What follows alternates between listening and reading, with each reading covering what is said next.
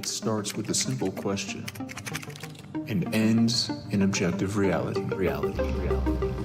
Through our journey from there to here, we find one another and ourselves.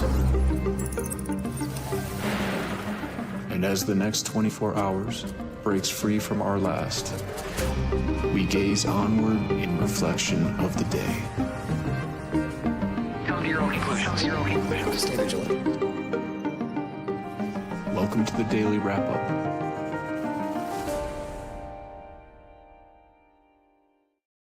Tuesday, December 2nd, 2025. Thank you for joining me today. Now, I've been focused on Prospera and the Freedom Cities discussion for a while. And I've talked about this in the last show, discussing what Prospera was, funded by Pronomos Capital, Peter Thiel, Mark Andreessen, and a few others we'll get into, and what was really going on there, well before it was connected, as far as I could see, to anything other than sort of the technocratic, whatever I called it a trial balloon, even at that time, about what they were trying to envision for the future. Not seeing that at the time, that it was connected with Trump and the Freedom Cities push, as well as many other parts of this conversation. Today, I'm going to focus on a follow-up part of this that overlaps, which I was recently pointing to with Honduras, obviously because of the location, but again, with the clear regime change effort from Trump's administration taking place right now. And developing from that, the discussion, a lot of different points that'll be very relevant to you. And connecting a lot of these separate parts of the conversation that are taking place around this. The recent pardon he was given, or that Trump handed out from a drug trafficker, or excuse me, a pardon for a drug trafficker, while his narrative is he's fighting narco terrorists. But how this ties back to the same people. And genuinely, to put it as simple as I can before we get into it all today, I think possibly the core reason this is happening is because what Prospera needs is a government in place that will allow them to continue. Now, you may think, well, that's just one thing, Ryan. Why would they do this for? It's not just Prospera. This location and what they're doing this is going to set the precedent for every other aspect that they're engaged in my opinion. If this goes against what they're doing, this will set a precedent for all the other locations the precedent in the sense that the government's, that what they're doing is less important than I guess, what's the right word for it? Like, me, I'm no fan of governments. I don't believe governments should even exist. But the dynamic is essentially between these freewheeling technocrats who are out there doing all, drug trials with no restrictions and no regulations, versus the government, arguing what they're doing is infringing on their control or their rules and laws and safety. It's not really taken aside from my perspective, but just pointing out, let's put it this way, actually. I believe that what we're seeing are the oligarch technocrat kind of class who have always really been behind the scenes, stepping back out and sort of trying to reinitiate some kind of new direction. The World Economic Forum Great Reset part, I think, was a part of that. Trump's administration is continuing it with a different flavor. But what I'm talking about is that they're trialing, which you'll get more in the conversation today. It may not make as much sense now as we go through the special autonomous zone, the conversation they're having, the ZEDE discussion about how they're declaring these locations, how they're independent of the government structure and control. They're trying to make this sort of the way of the future, this new CEO-run country concept, but it's way more intense than that. And Trump is all about it. So going back to Honduras and the regime change, who he's supporting, and how brazenly he's putting it out there, ask yourself whether that's in any way America first, in any way in the interest of Americans, but even on top of all of that, that he is willing to stand up and do all of this for the interest of a corporation, or rather what I think is a corporate-run, globalist, technocratic, Zionist agenda that's overtaking everything, it seems. But other than that topic, which I think runs through everything we're talking about today, I'm going to start with a point about the DC shooter that I didn't want you to miss, and it just goes deeper into the background. And it's really not even, I don't think any of these are truly partisan when it comes down to it, with a few exceptions. But in this case, it is clear that this is a government-driven, like I'm trying to show people, that it's not one side or the other, but rather an entity that's using people like this and then tossing them aside when they're no longer important and not doing anything, not upholding their side of their agreements. And that, of course, that overlaps from an American perspective with what they're doing in Afghanistan, still, by the way, and have been doing, and what, that does to the rest of the world. But it's important to see what the arguments are and where this is coming from. We're going to talk about Second Amendment and Donald Trump and how gun rights gun rights groups, many of the most prominent, are seething with what he's currently doing with a recent act that they're trying to, people expected it to go away, but they seem to be continuing it and making it, and kind of opening the door for a lot more regulation. And we'll go into that in depth. But the interesting part, as Derek just covered, is that these groups are calling this the most anti-Second Amendment argument that from any Republican administration. And on top of that, what they're saying is that what they're doing to these gun rights groups who once supported them is opening the door to an unprecedented amount of influence in your life. This is coming from Republicans. This is coming from gun rights groups. Important to understand that. And we'll go through why that's so important. We're going to talk a little bit about the two-party illusion within all of this, which is always important to highlight, and how this is coming together between these conversations and trying to distract you from everything. A little point of humor and importance around Kash Patel and what's going on around him today, which is kind of incredible, but it's not new, as you've been hearing from this platform, that he's out of his depth. And that's, I felt that way the first time I saw him and his actions following up. It became sort of a talking point recently. And then Trump came out and said, I stand by him and I support him. He's doing great. And I think he's going to get fired. Even before that, but Trump saying that, and now where it's going, I think this is clearly going that way. We'll talk about that, talk about the Epstein files, overlap with all of that. And from the Prospera point, getting into Venezuela as well, and Honduras, and regime change tactics, a brief point about Somalia, and some other points. But let's get into this to start with a shout out to Jason Bassler, who is now back to doing some good clips for TLAV. And I would love to get Brock back doing the same thing. He does such excellent work as well. The more support you bring to TLAV, the more we can broaden out. So this is Jason Bassler doing some clips, trying to get you guys some of the, more of a truncated clip version of some of the stuff we covered. This was about the DC shooter and the simple point, which is so much pushback, that Trump's administration granted amnesty for the person we're talking about in 2025. And yes, it was Biden's policy that brought him in the first place. The way they're trying to make it about one versus the other, or really only one from the Republican side, it's as dishonest as damn near every other topic we're going to get into. But I wanted to first just point out that this is going to continue to happen more. And check out, keep an eye out for the clips, links included, and make sure you share these. And as always, Jason includes the full link so you guys can check out all the source material. Just want to shout that out so you guys see it's happening again. We're trying to do our best to, hear what you guys want and put out clips so you guys can see, and in hopes that people will try to take the time to watch the longer information. But shout out to his great work. But on that discussion, here's the show we did from the 28th. DC shooter granted amnesty under Trump, and U.S. citizen released from Israeli prison after 9 months, which seems to have just blipped off the map. Like, the fact that an American citizen was held for over 9 months is enough. But the third generation American, what was done to him, he lost half his body weight. There's basically zero commentary from America First Republicans. And now it's over, apparently. And they barely covered this, even from the corporate media. Blows my mind. I mean, not really, to be honest, but it's there if you want to check it out. And I'll continue to reference Ibrahim and what he went through, because it's such an obvious example of the hypocrisy in all of the government. And we'll make this point a couple of times today. But the idea where you have these really clear examples where, if what we are told is the truth, that the Democrats are out there trying to do everything they can to bring down Donald Trump, and then, the same thing in reverse, that they're just at odds with each other all the time. And then when there's a golden opportunity, something that is shockingly clear, and even something like the Second Amendment point we'll get to, that's where I'll make that in a second, where the Democrats should be like, oh my God, see, look. But the thing is, in many ways, Democrats want to see guns removed. But what's interesting is they should use that as a way to say, see, the Republicans are lying to you. At least we're being honest about what they don't.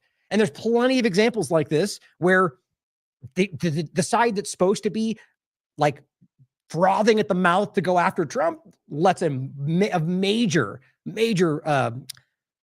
asset go to waste. And what that shows you is that these people are not really at odds with each other, or at the very least, the ones that are dictating what they can and can't do are not. And I think you get the point there. But I'll include this show. I thought it was a good one on a lot of different topics. But let's start with this article from the Rolling Stone. And this is, what we're going to get into with this segment is essentially what I was discussing in the last show. The reality of the connections to the Zero Unit, the CIA, and numerous other points. This just kind of broadens this out and shows you that this person was struggling. Now, this is not about trying to say he was the good guy. Who knows? I don't really know. I would never speak to people's intentions and feelings and emotions, because I'm not a ridiculous person trapped in the two-party paradigm. But what's important to recognize is that whether you think he was out there doing good things or he was taken advantage of, the point is that this government used him and then dropped him. And after bringing him to the United States, both Trump and Biden's administrations ignored him, took advantage of him. And arguably, this is where this comes together. It seems that he lashed out because of it. Now, there's obviously potentially tons of other aspects to this, including whether this was used or generated or driven. But that's not the point for the day. We went over that in most part in the last show. But this is from Rolling Stone, fellow unit member, so somebody who knew him and worked with him in the Zero Unit CIA group, which was known for wild human rights violations. And regarding this was in Afghanistan, we'll have a point that overlaps with the UK that shows you that this has never really stopped and they're still operating in Afghanistan. But fellow unit member says alleged DC shooter felt abandoned by the CIA. Well, tell you what, if you're working for the CIA and you don't understand what they are and what they might do, probably should, it's kind of might be kind of facetious, but obviously the CIA, doesn't have scruples. They don't tend to really care about upholding their obligations and laws and international regulations. I mean, these are things that these groups have proven over the years that they don't care about, usually in the name of national security and freedom and whatever else, and then proven later to be the exact opposite, like drug trafficking, which we'll get into in a little bit. The Afghan who served as the U.S.-backed Zero Unit struggled with apparent mental illness after migrating to the United States. Now, in a minute, we're going to get into the argument coming from Cristian Nome that he was radicalized by people in this country, or more specifically, depending on how you want to take what she's saying, radicalized by immigrants within the United States that he was allowed to be around. It's an incredible argument, which could certainly be true. But what I think is interesting is they're trying to make this about the narrative they want you to fixate on, as opposed to the always narrative, which is consistently there, which is that people are being radicalized by the incredible action. I don't even mean I shouldn't even use that term because it's weaponized, that Americans, people around the world, are acting out because of what the U.S. government or any government that's killing your family in front of you is doing in the world. Americans included, by the way. So you have American veterans who come back and are disgruntled about the way they were used, and then they're turned against and they're called enemies and terrorists. And this is how it always goes. And so you can continue to see this. Whether you want to call it blowback or anything else, it's pretty consistent to see that what they're doing in most ways you can look back through are not legal. Are in fact the opposite of what they're claiming, and they're there for resources. They're there for control. They're there for any number of fruit companies in South America. And so we have people like this who realize that, including Americans, that causes them to act out. I'm not saying it's justified. Somebody could take out violence on another person, but it is understanding rather than it's the logic in their mind of why they would do it. So it says the alleged shooter of the two National Guard members, it's Ramanullah Lakanwal, was struggling with mental illness, his abilities to, which is the narrative anyway. Now, I'm not going to disagree with that. It's pretty common for military personnel, but let's note that this is being added by an American media association that might want to make him seem as a lunatic as opposed to somebody who was either made to do it or acted out because of what they did to him. Worth considering. But it says was struggling with mental illness as his ability to support his family, which is an important part of this. And according to an Afghan veteran who fought with him, his pleas to help to the CIA went unanswered. And it really bothers me, actually, this part of it all, because it just shows you how little they care about their assets that they are using to, putting their lives in the risk or on the line for what they're trying to accomplish. And then when they need something, they drop them. It happens all the time in U.S. foreign policy. Lakanwal, a 29-year-old Afghan national, served in a CIA-backed Afghan force unit known as the Zero Units. We went deeper into what they did, and what happened around that in the last show. He also seems to have felt abandoned by the U.S. government. Quote, this is somebody who worked with him. He's very, and it's broken English. It's sort of translated and corrected. It says he's very sad, depressed. And the person who worked with him in the unit, his unit mate, who is not a native English speaker, said he's very worried. This problem, he'd say, I am working 9 or 10 years with the U.S. government. They never answer my phone calls. After the Taliban prevailed in America's longest running war, despite the narrative from all administrations being the Taliban was why they were fighting in Afghanistan, which we know that's not the case, like any other case that they're involved in, Lakanwal resettled in Bellingham, Washington, with his wife and 5 sons in September 2021, so Biden's administration. His migration was aided by the Operation Allies Welcome, a Biden-era initiative to resettle vulnerable Afghans, particularly those who worked alongside U.S. forces and faced reprisals from the Taliban. So imagine fighting the Taliban, or at least in some cases being adversarial to them, and then having them leave them in control. There's a lot of ways that this is, just another example of how people were double-crossed in all this. And it turns out they're not really fighting the terrorists they claim were terrorists. They're in fact working with them, funding them. This is the history, if you understand this. Al-Qaeda, ISIS, the whole thing. The struggles to start over leave the war behind, and find work wherever present. Laconwal was fired from his job at a laundromat because he lacked a work authorization card, despite being approved for asylum and authorized to work by the Trump administration, according to his former unit mate who fought alongside him for more than a decade. So this jumps way to the forward, and he'll make a point clearer in a second. But what they're saying is, in this administration, before this happened, he was frustrated because he was trying to work after he risked his life, according to the narrative, for the American agenda, which is not for American interests. And he couldn't even get an authorization card to work because Trump's administration that gave him asylum wouldn't let him get one. I mean, it makes perfect sense. Not in the sense, not that it adds up, that it's logical, but this is what they've been doing. So that he can't get it despite even working for them, it adds up with every other belligerent thing they're doing. I wanted to make one quick point before I get away from it and forget, that I will talk about in an upcoming show. Where was that? Right here.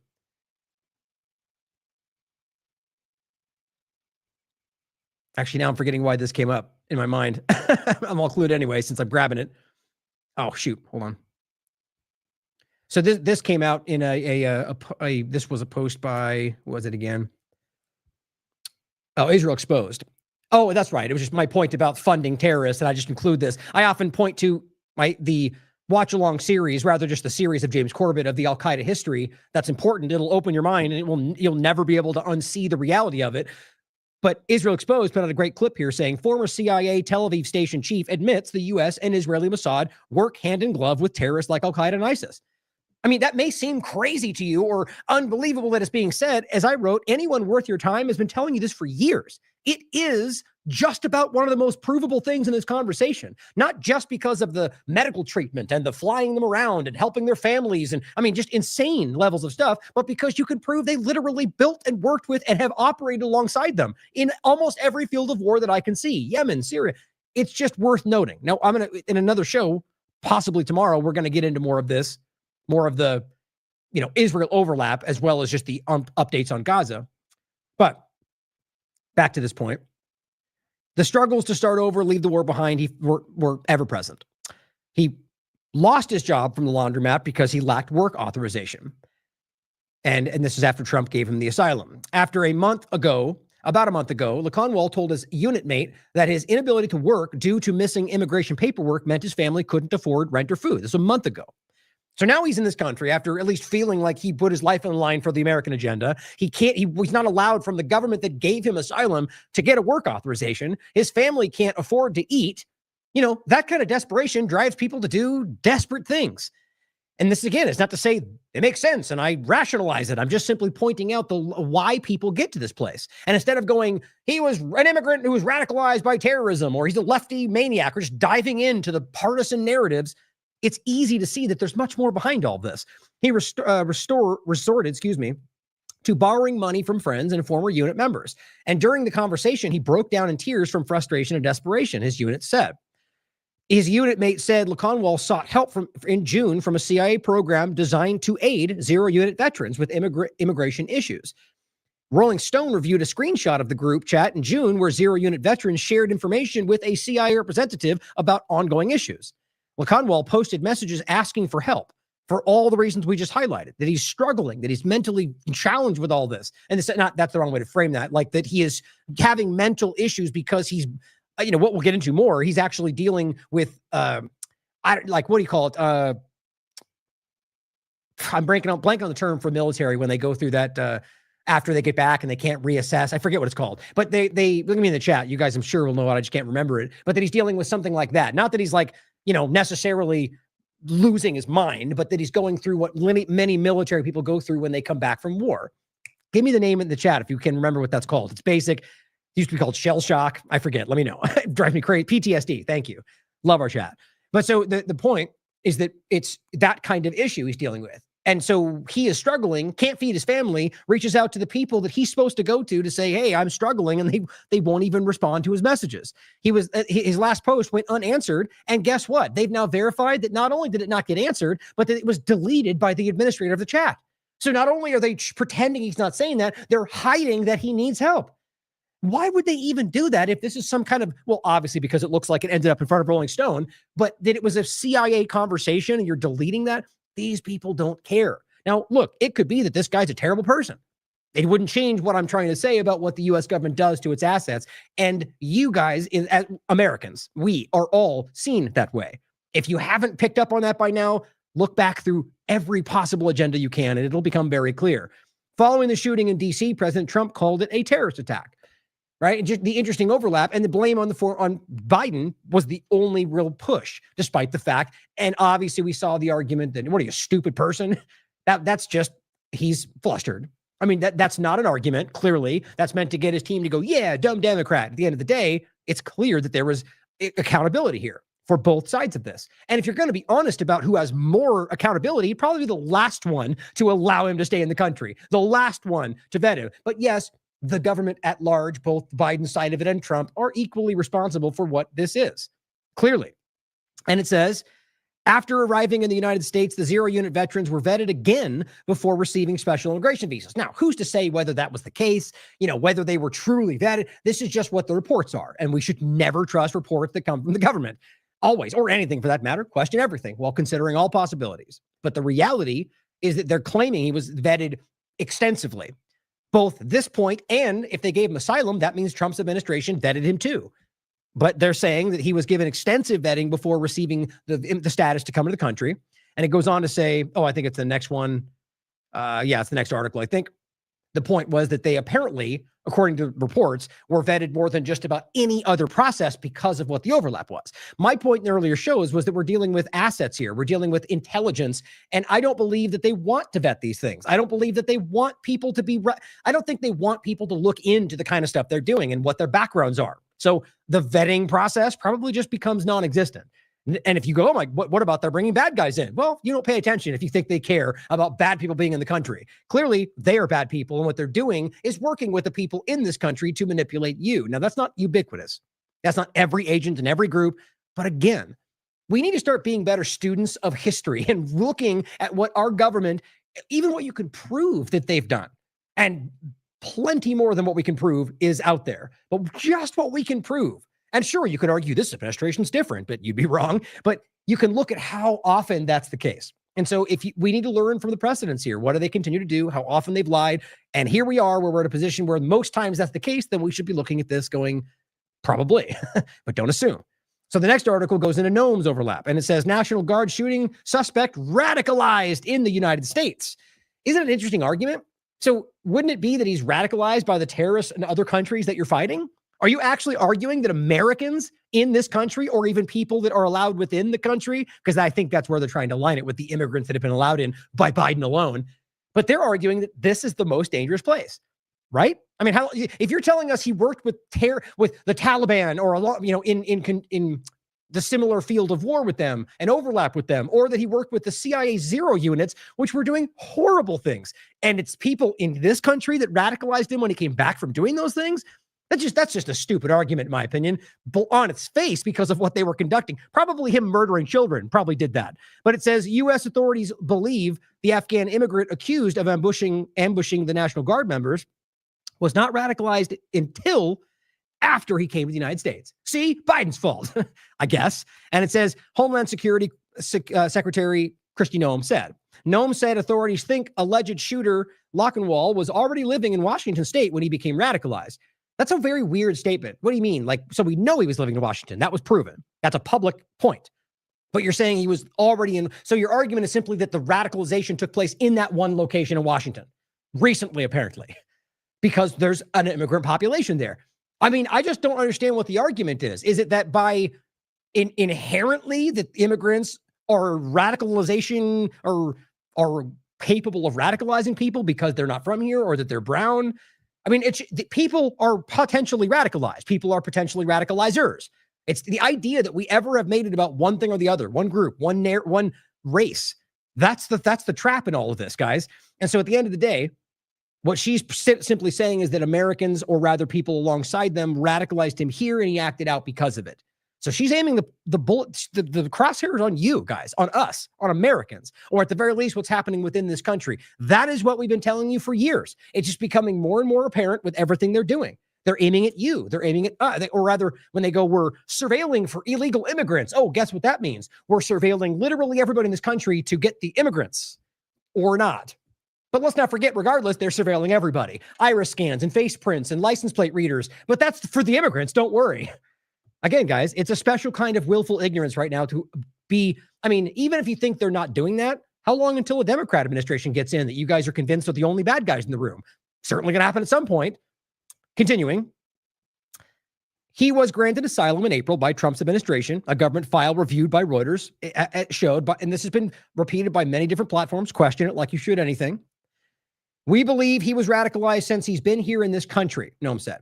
We do believe it was through connections in his home community and state, and we're going to continue to talk to those who interfaced with him, who were his family members. Of course, because that's the logical direction to go in. Now, look, these people live in the country, so there could be some that are American citizens. So my point is, I'm not sure whether she's trying to make it about people living here or, which I think is more likely, just that other Afghanis who are in this country radicalized him, I guess, to act out and take out the military. Which, first of all, if there's no evidence to back that up and it's just a broad assumption because immigrants are bad, then these people need to be called out, like everything else they're doing.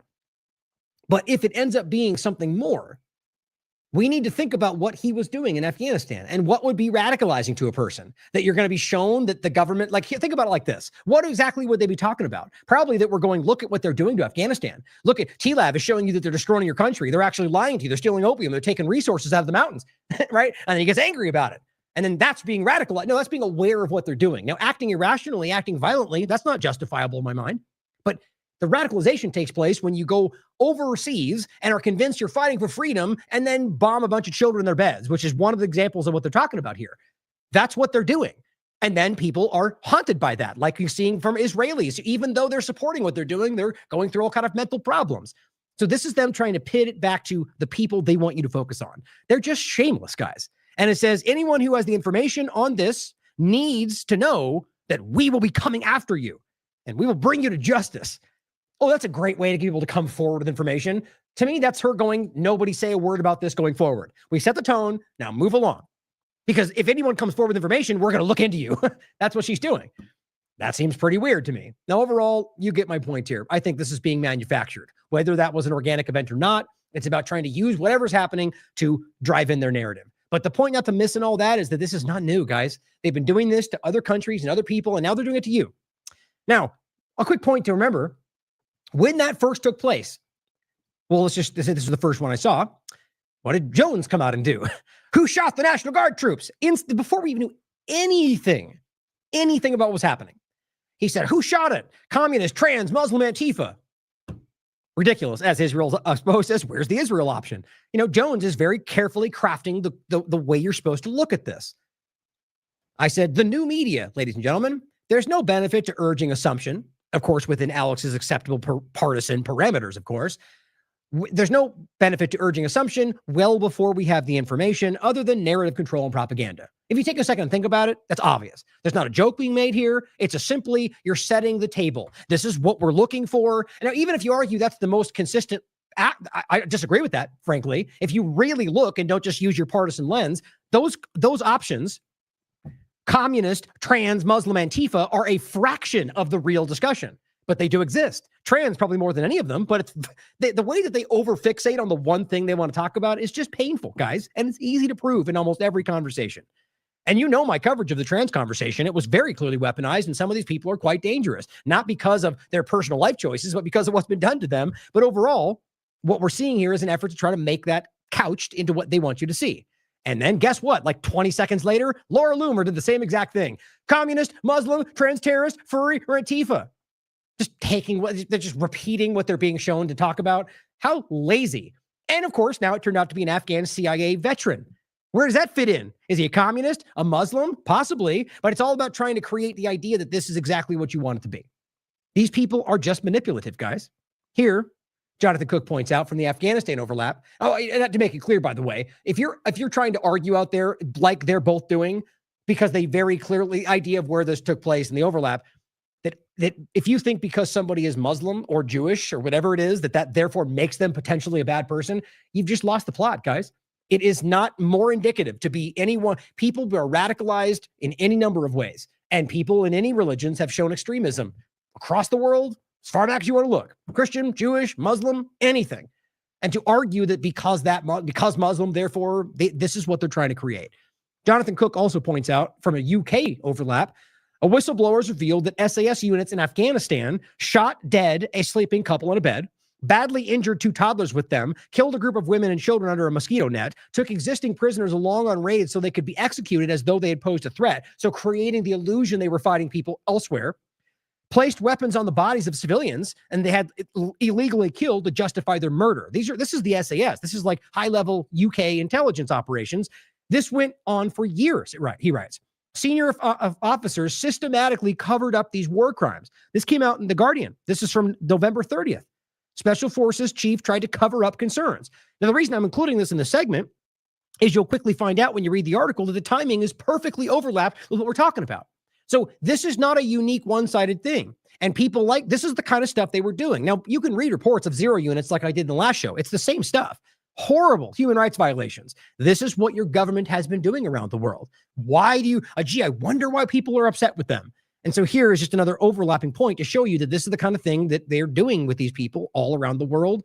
And they all seem to be okay with that, but are hell-bent on stopping you from pointing out Israel doing it because you're racist, or, trying to pretend they're on your side while doing everything they can to disarm you.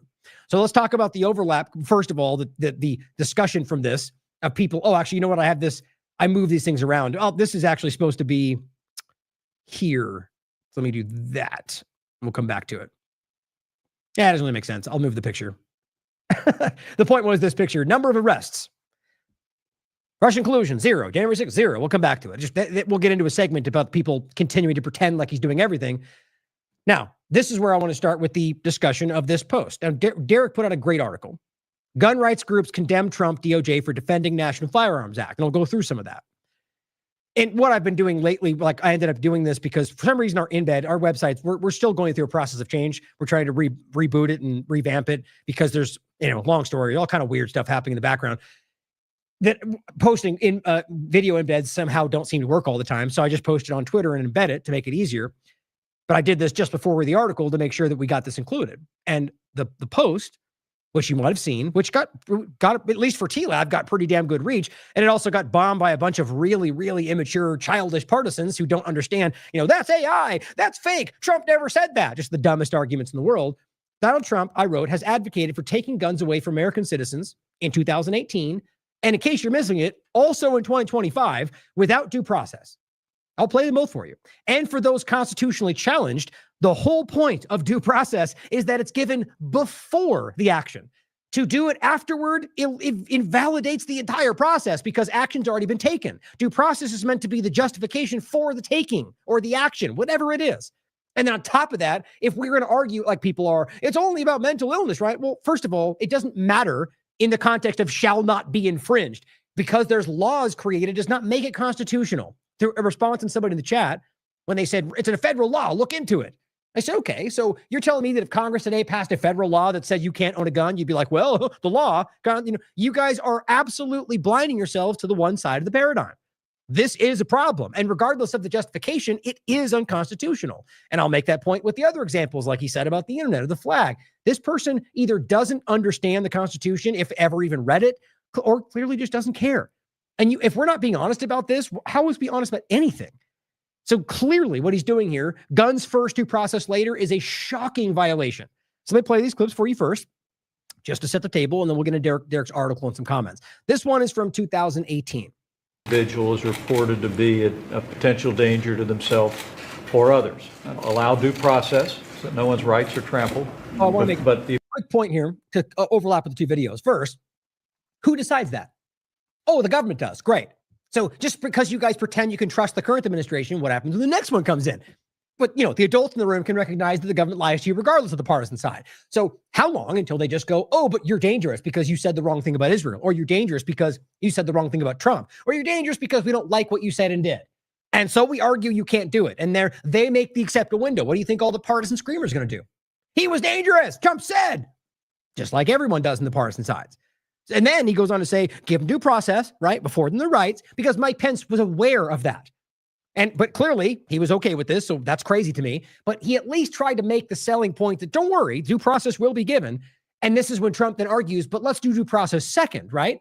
When we get to the second video with Pam Bondi, it just is such an interesting comparison to watch Bondi struggle to make it sound logical. At least Mike Pence was trying to go, we have to do that first. Now, wait for the overlap. But let's start this again. I won't jump in. Individual is reported to be a potential danger to themselves or others. Allow due process so that no one's rights are trampled, but the ability to go to court, obtain an order, and then collect not only the firearms, but any weapons in the possession Or of that might individual. take the firearms first and then go to court, because that's another system, because a lot of times by the time you go to court, it takes so long to go to court to get the due process procedures. Just the way he says that, guys, he doesn't even know what he's talking about. And this is not about I hate one or the other. They're all ridiculous to me. That's ridiculous. And if we're not honest with that, he doesn't even the due process. Listen to the way he says it again. By the time you go to court, it takes so long to go to court to get the due process procedures. I like taking the guns early. Now, you realize that going to court is not where you get the due process. I mean, I guess in essence, you're talking about going and getting a warrant, for example, but the due process is something afforded to people who are going through that, not that they go to court. Like if you bring them to court and in the process, I mean, I'm making it more convoluted. The point is, the way he's saying that is clearly him kind of fumbling around the conversation. And he's simply saying, just take the guns first because court can take a while. Well, yeah, Trump, that's the whole point. Because the reality is you have to verify your claims, not just do what you want and then later drag out some process that you don't even care about because you already did what you wanted to do. And so let's be clear. Pence was starting with saying first, right? So he was highlighting what should be the case is we have an issue, which by the way, if you want to go real Second Amendment or actual shall not be infringed, which is where I'm at with all of it, then there is no sense in which they can ever do that, no matter what the argument. See, this is where we have to get back to. There is no fire in a theater. There is no, if it is shall not be infringed, that means there is no law that can be passed that can take it away from you. We have to be real about this. But overall, he's saying if there's somebody who's a danger to themselves, right, that we can say there's a danger there, then they have to prove it. They have to go to court, get the warrant, and then they go and get the gun. That's what Mike was saying. Trump just said, let's do it the other way around. And he goes on later to reiterate that in the same sentence and saying due process first, or rather guns first, due process later, or something like that. So here's the next one. This one's 2018. This one is 2025. Been rewriting it, and we are going to bring in something called the Gun Violence Restraining Order. So if someone is civilly committed typically you can hold them for up to 72 hours, but civilly committed. Do you realize how frivolous that is? Like, wellness check. I mean, they can do that if they choose to. So all they're really doing is setting up a reality where they can just argue based on superficial things that this is the case, and we'll do that just to be sure, just a 72-hour watch just to make sure. And then they can argue, take your guns away. Or they make it about cannabis consumption or any number of other things that shouldn't be illegal in the first place if we actually understand the Constitution. But that's what they're doing. people are getting out within 24 hours, the majority of them. So what we want to do is let law enforcement come in and take the guns. Good. They are a danger to the... Good, he says, good. Right. So come in, take the guns because we've decided you're dangerous. Now, even if you are dangerous, that shall not be infringed seems pretty clear to me. But I know, and this is what we should be fair about, right? There are people out there who argue even people that argue the Constitution is just invalid today. Look, I disagree strongly, but if you're going to make an argument, I say it every time, lay out your argument, make your case. Here's why, yes, I agree. It was nice to see somebody in the conversation today, one out of the 129 comments that I discussed with him, and he was willing to admit, yes, you're right, that's unconstitutional. But his argument was, I just disagree. I think mentally ill people shouldn't be able to. And I said, that's good. I disagree with you, but that's how that's argued. This is how the conversation should actually go. And so the reality is with what they're discussing is that ultimately, like I said, first, it shall not be infringed. But if you're going to argue that somebody who is mentally ill or, I guess whatever they're trying to say, there's some kind of a risk factor, then you make the argument that you believe the government should have the unilateral ability to jump in and take what's yours, regardless of the Constitution, because they decide you're dangerous. And it's because there's not a world in which they'll abuse that, right? There's not a history in which they've always done that, right? This is so simple. We break it down. And again, we don't even have to make it about all or nothing. Let's have a real conversation about, because look, I understand the logic. There are plenty of people out there that I would argue it's dangerous to allow to have a gun, but my principles are what I stand by. And I would say the principle is clear that everyone has that right. When they break the law with the gun, well, then they can be arrested for that. That's how everything is. They go, well, Ryan, a crime could be, yes, Crimes are committed every day by the government and people included. The idea that we start to get into the world in which we say, but a crime is about to, they could, they might, and the government goes, you're right, shut it all down, and we'll take every inch you give them. I mean, again, it's the logic to say that, yes, people could, why would we allow them in the first place? Because it's not your right to decide that for people. No matter what you think of how they look and act. It's just, this always comes back to the same conversation. So continuing here, yes, take the guns first is where they're going with this. All because they've decided based on whatever they've flimsy, setup they have that you are problematic. And we've already seen what they've done. People like Khalil, Ozturk, many, many immigrants that have been abused and forced out of the country who are here legally. They had no criminal record because they had a traffic ticket from 20 years ago or because they said the wrong thing about Israel. And we don't believe they're going to apply it the same way. It's pretty obvious, guys. And look, the cannabis point shouldn't be skipped over. Trump's administration, like every other Republican administration, is seriously going after cannabis yet again. And now they're arguing this very same point. You realize how many Americans consume cannabis or any number of other things? And by the way, it was shockingly less dangerous than something like alcohol that most of the country consumes. But we're going to say that because you have a cannabis charge or caught, smoking, somehow you're not allowed to have a gun. They don't have that right. That's the understanding about this. The government are just people that are in place supposed to be representing Americans. They don't have the right to go no more Second Amendment. They just don't. God-given inherent rights. Let me play this again. In something called the Gun Violence Restraining Order. So if someone is civilly committed typically you can hold them for up to 72 hours, but people are getting out within 24 hours, the majority of them. So what we want to do is let law enforcement come in and take the guns. Good. They're a danger to themselves. Which you can't do right now. Well, because without being adjudicated. So because they're a danger to themselves. You want them to take the guns and when they are not go committed. through 6 months of legal Exactly. Exactly. You mean due process, Trump? Were you trying to avoid saying due process? Yes, you were. But we also have to give the mentally ill the due process in which they deserve, President. Okay, so let's just have a second to think about how clumsy she is compared to what Mike Pence was doing. Now, to be fair, not even to be accurate, Pence wasn't trying to make he was just simply stating what the bill would allow and saying due process and then take the guns, which Trump didn't like. So she just very clearly laid out the fact that we're taking the guns first, but we have to give them their due process. So she thinks by just saying that, it somehow changes the fact that you just literally outlined no due process. And if you do it after you take it, it's not due process. So just recognize how silly that is. Listen to that again. And Trump just wants he wants you to know we're taking the guns first. And she seems to be trying to kind of maneuver around it because apparently she's not dumb enough to not be able to recognize that that's wild, but not smart enough to be able to make an argument that can make it make sense. So because they're a danger to themselves. You want them without being adjudicated. So because they're a danger to themselves. You want them to take the guns and when they are not go through 6 months of legal trials. So they can commit you for whatever they decide, and it may be even justifiable being committed for something. And then argue because of that, they can take your guns away. Well, this is what Second Amendment advocates, people that understand the Constitution, are up in arms about. And it gets way worse when you understand Derek's article that relates to the act and what they're doing within it. This is just on top of that point. Exactly. But we also have to give the mentally ill the due process in which they deserve, President. So what we're doing is they're going to be able to take the guns when they're taken into custody. So you're lying then. So that's not true. Or into the hospital. And then when they're released within 24 hours or 72 hours later, typically it's 24 hours, but law enforcement will have 72 hours to determine whether they should give those guns back. Oh, great. Okay, so we take the guns. And then we discuss amongst ourselves whether we think we should give them back to you. Anybody with a brain will understand how that will be abused. But apparently not people who want to support Trump, even though they pretend he's the one protecting your rights. They can go to a judge and say, Your Honor, please keep these guns. We feel this person is still a danger to himself or others. Right. Okay. So even the fact that you're talking about going to a judge to try to argue that we need to keep the guns already, like I would argue a judge worth their salt is going to say, well, you just violated his due process. You violated his rights.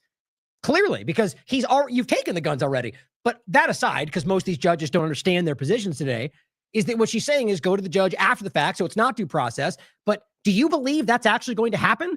You see how this administration right now is continually ignoring whatever the judges, left or right, have to say if it challenges what they want. Both Bondi and a couple of others have point blank stated that they're not going to follow the orders. And so all this shows you is the ability, they get the justification out there to take them first. We'll deal with everything later. That's how these people operate. And I'm not even just talking about this administration. So this is just painful that we even have to have this conversation and debate with people out there who pretend to be patriots and, fighting for our rights, and then will completely back something like this or gaslight everyone to think it's fake.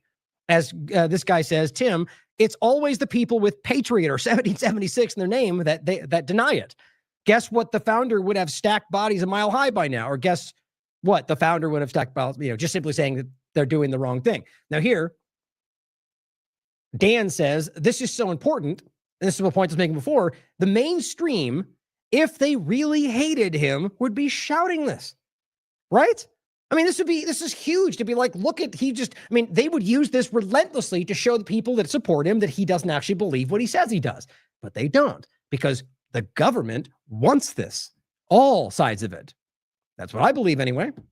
And then just a quick overlap. There's plenty of these, some of which I have, but the side note, if you try to search certain accounts on Twitter, I've said it before, it's so obviously manipulated. I can have tweets in front of me that literally say certain things, search for those exactly, and they won't pop up in a search, like the CIA post from Trump, where he said, get the CIA's help now. Interestingly relevant to CIA in Afghanistan.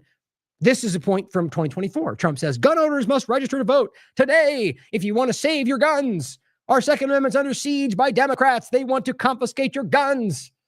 Well, yeah, I agree. I think the government does in general. But what you're doing seems to have been more in this direction than any other administration that I've seen. And Derek makes excellent articles in this. Gun rights groups have labeled legal arguments advanced by the Trump administration in an ongoing lawsuit as the, quote, most anti-Second Amendment ever filed by a Republican administration. The article is entitled, Guns Rights Groups Condemn Trump DOJ for Defending National Firearms Act, something that was roundly pushed back on, right? And so what happened is essentially is they removed a small part of it, a tax that was being applied. And even the NRA stood up and said, this is a big deal. Like, this is the most important move to remove these things. And then instead of getting rid of the act, which they were kind of signaling, they leaned into it and are trying to expand it. And so even everyone, NRA, Gun Owners of America, they stood up and said, whoa, like that the tax was good, but what they're doing now is worse than it was before. Now it says the plaintiffs argue in this case that when President Trump signed the Big Bill Act, whatever they call it, into law on July 4th, 2025, a bill that removed the NFA's transfer, that's the National Firearms Act of 1934, where was I? It says a bill that removed the $200 transfer tax and a manufacturing tax on silencers, short-barreled rifles, short-barreled shotguns. The tax's removal rendered the entire NFA, the act, unenforceable and effectively repealed it.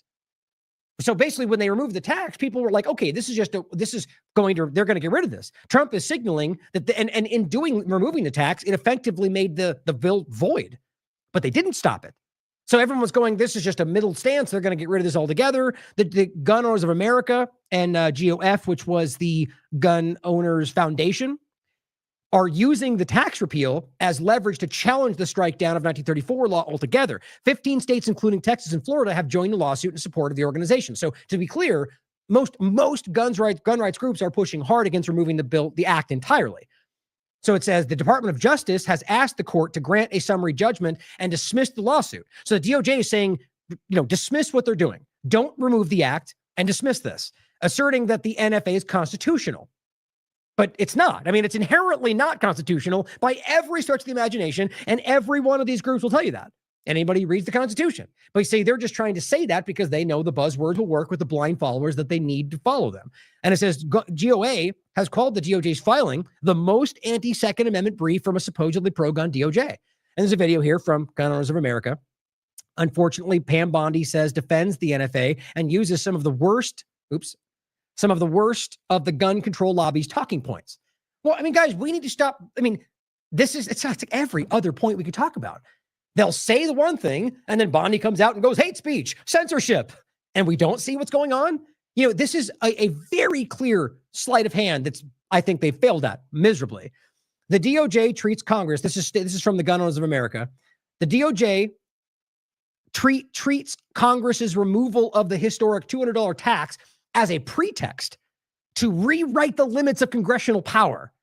Yeah, in every other context too, by the way, advancing an argument that would open the door to federal regulation far beyond anything the framers intended.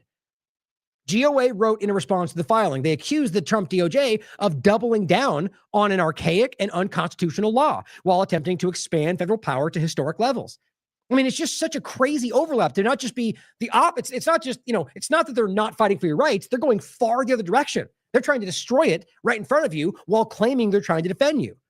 This is kind of always what it's been doing, but this is just so in your face. And NRA, these different groups that are, that's why I use that picture today, who are backing him for the most part, are suddenly going, this is insane. This is our one issue, and you're clearly challenging this. But if you really look at everything else, from the Epstein files to mRNA shots to foreign policy to Zionism to technocracy to everything, globalism, they are sprinting in that direction while just yelling the opposite. But it's no different than what I've always said. Every aspect of our government throughout history has been doing terrible things and yelling freedom. And I guess it's working. I guess they've just taken it to an extreme degree. But I mean, I shouldn't say that. I think most Americans are seeing through it right now, but it's still happening. It says the GOA warns that if the court accepts what the DOJ is pushing right now, Congress and federal agencies could regulate or even ban common firearms and accessories. That's what the gun rights groups are saying about Trump's administration's actions. That they could end up banning from this exact thing they're setting up everything. Accessories, common firearms. Quote, if courts accept the government's argument, Congress could claim the power to regulate virtually anything, including firearms, on the thinnest of statutory pretext. Okay, so let's just say Trump has no intention of doing that. What happens when AOC gets elected, guys? God forbid. You think that you're going to hand them abilities to just go, we're going to regulate all these out of existence like they've been saying they want to do forever? That's probably what's going to happen, because then the Republicans could go, look at what the Democrats did, even though they laid it up for them. And then it will give them the teeter-totter. Will they come back into power after this? It goes on and on. The people in power are demonized. The other side's the one fighting the deep state. And then it just circles around as they keep high-fiving each other behind the backs. So that's not conservative jurisprudence, it writes. This is authoritarianism cloaked in legalese. Yes, make no mistake. This reads exactly like something the Biden administration would have produced. The vice president of Gun Owners of America explained. Unfortunately, nobody who needs to hear this is going to see it because Twitter is probably suppressing this into all hell and WordPress and everything else. But nonetheless, get it out there, talk to people. It's just so shockingly clear what's actually happening. Under the history of anti-Second Amendment sentiment, despite the expressions of surprise and disappointment over the Trump administration's actions, Donald Trump has never been a strong supporter of the Second Amendment, despite all the screeching you're going to hear from that statement. During his first administration, this is something that Brian from High Impact Flicks has been saying forever, and he's right. During his first administration, Trump supported calls for controversial red flag laws, government-approved removal of weapons based on spurious claims, and a bump stock ban of firearms.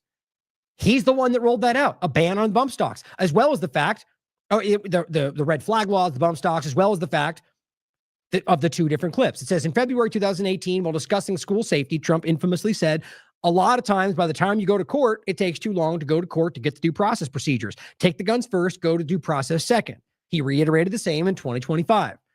In reality, Donald Trump is just, as Derek writes, just another government hypocrite who says what the people want to hear so he can get elected, then does whatever he and his technocrat friends want once in office. It's amazing to see the kind of people that would disregard what this is. And then they go, but mental illness. It's like, okay, well, that's not an invalid point, but it's still unconstitutional. The patriots out there telling you that it's weird, the contradictions you're seeing today. I mean, I really hope it just starts to show you what's really going on. Fox News comes out 16 hours ago and says, Supreme Court case could restore gun rights for millions in blue states. AG Bondi, the one who's currently being called out by every gun. It's kind of like all these groups, joining in to commit genocide, and every single human rights group in the world is like genocide. They're like, you're Hamas. So right now you've got the majority of the most prominent gun groups going, you're anti-Second Amendment. And she's in here going, I'm fighting for your Second Amendment rights. It's just kind of sad. I mean, guess what else they're going to do? They're going to keep trying to lie as loud as they can. Doggy Style simply says, you need to stop lying, and post the clip that we put out. Now, here is the long thread of Trump before the election telling you how much he was going to fight for Israel and how much he was going to suppress American rights for Israel over and over and over and over and over. I went over this 1,000 times. But at the end, I also added on 2 other clips. that just seem highly relevant to this conversation. Just understand that it's not just about guns, it's about whatever he wants to do. And he is not what he pretends he is. If you read his books, if you look at his actions, look at what he's done, not what he says, for any president, by the way, or any politician, and you'll quickly recognize that he is not what he pretends to be. Neither is Biden or any of the rest of them, guys. But the reality is this is the one currently tricking so many people. Here's what he said about the internet, saying you're stupid for saying this is unconstitutional, even though it literally is. Because we're losing a lot of people because of the internet. And we have to do something. We have to go see Bill Gates and a lot of different people. Yeah, Bill Gates. That really understand what's happening. We have to talk to them, maybe in certain areas, closing that internet up in some way. Somebody will say, oh, freedom of speech, freedom of speech. These are foolish people. We have a lot of foolish people. Right. Even though it is unconstitutional, literally. So you're foolish for understanding the Constitution, unlike Trump, apparently. I mean, there's just no misunderstanding that. And it's not even just the fact that, let's just say he was wrong. It's the way that he discusses it. Ooh, freedom of speech. Guys, that's insulting. He's literally speaking to people who care about the Constitution like they're children. And that's supposed to be the patriot bait. I mean, come on, guys. Here's the one about the flag. Now, again, it's not about whether you think this should or should not be the case. It is the case. Now, if you want to make an argument for why this should change, then make your case. But the reality is burning a flag has been roundly protected. Ron Paul and plenty of others have stood by that forever. The Supreme Court has roundly upheld that. And now he did the same thing. Of course, the last action he did, it was sort of a step around, acting like it's about burning ordnance in public. And then Trump was like, it's about flags. It was very clear about that. So he is every which way ignoring the Constitution. Took the American flag down. They were writing Hamas on the bell outside of Union Station. What does a Donald Trump do if he takes office to these people on the street? Rarely have we seen anything like this, and I think you should get a 1-year jail sentence if you do anything to desecrate the American flag. Now, people will say, oh, it's unconstitutional. Those are stupid people. Those are stupid people that say that. We have to work in Congress to... Apparently, you're stupid for knowing that's unconstitutional, right? Because it is, literally. Now, Decentralized News has a great clip going back to all the overlaps, how clearly, Ron Paul makes the case a long time ago about using the word desecrated. It's not a religious symbol, guys. What they're doing is clear. This is jingoism. I can have respect for the flag for many reasons, but I'm not going to act like it is an end-all, be-all representation of everything that is America. It's not. You can make a lot of examples. At the end of the day, it's largely because of what our government has turned it into. But I still understand the reality of the premise, the original point. But the point is not about whether I think it is something you should respect. In many ways, I do. It's about whether or not it's constitutional. And see, they're making it about emotion. They're making it about the idea that it's important to us and we can't allow that. Well, then all you're saying is because of my feelings, the Constitution doesn't matter in this case. Like every other one he's doing. You'd think that people that call themselves patriots would be the ones calling this out first. Now, overlapping this with an interesting point on free speech, Benoit points this out. Over a month in a Tennessee jail for a meme. Bushart, a 61-year-old former law enforcement officer, has posted numerous memes on Facebook making light of the killing of Charlie Kirk. The one that got Bushart arrested was a meme featuring President Donald Trump with the words, "We have to get over it."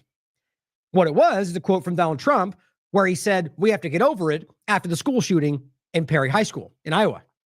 So clearly making a point. Why would that one be acceptable to say get over it? Well, you can't with Charlie Kirk. Well, the reality is, regardless of what you think about him, that's free speech, guys. You can say what you want. You can think what you want, whether it's insulting or not. Didn't we all make fun of that during the left's? It's just clearly, guys, you are snowflakes, broflakes. You're all doing the same thing. This is crazy to me because what we're watching is the same kind of conversation. This is wildly unconstitutional. We have Pam Bondi coming out and going hate speech, censorship, and using Charlie Kirk's name, even though he was adamant about the opposite. These people are, it's just everything about it is in your face, showing you that they're making fun of you. But here's another example of this. All right, this was, hold on, this is right here. Shoot, where was that? How did I lose that? That's frustrating. Well, I had a post that was, no, it's not going to work. Dang. It was Elon Musk.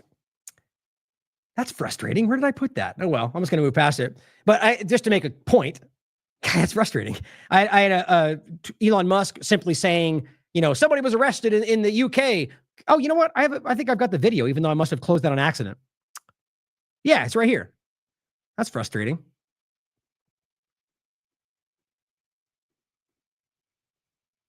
Making sure I didn't move it somewhere weird. Okay, I'll play this clip right here. So the point is, before we get to this stuff, the felony charge for the meme, right? And that's crazy, guys. Everyone should be up in arms about that. That's wild, right?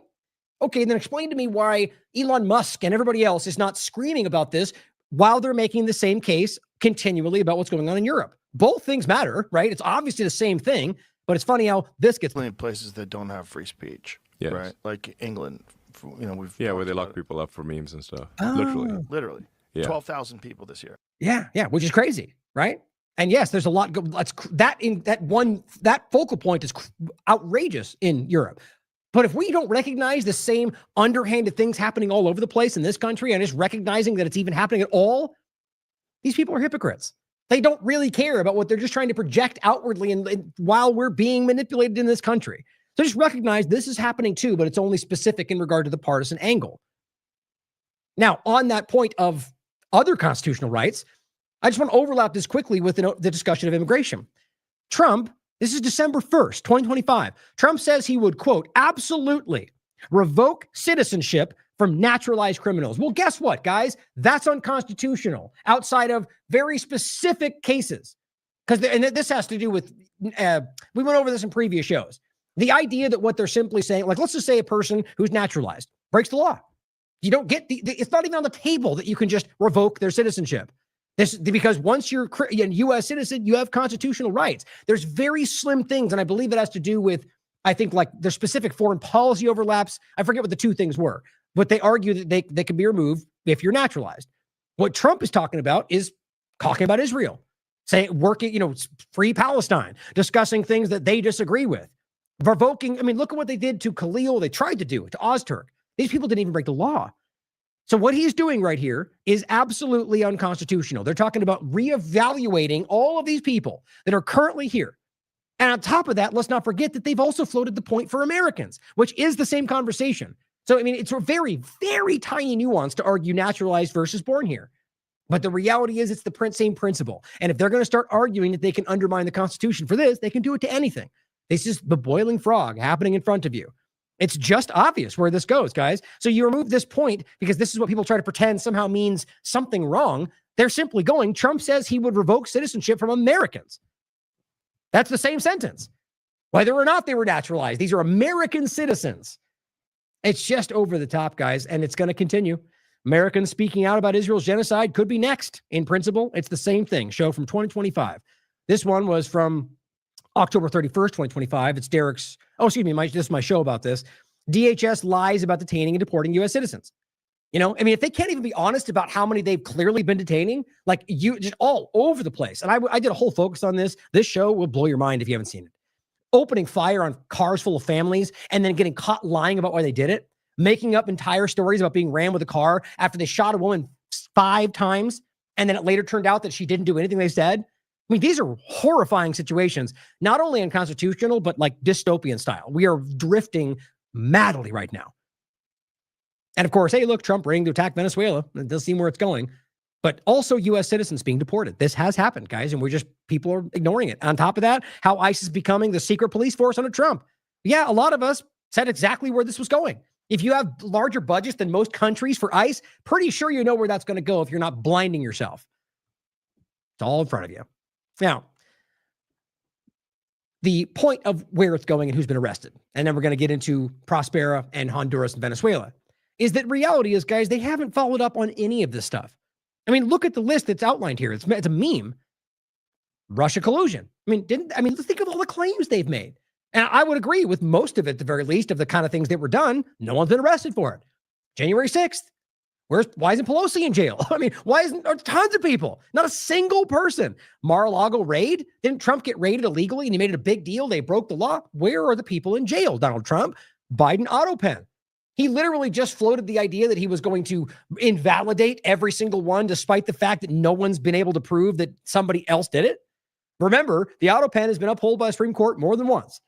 But all that means is the president using it to expedite the stamping of it or whatever. So if you can prove that somebody else did it, because Trump has used the auto pen numerous times, that's provable.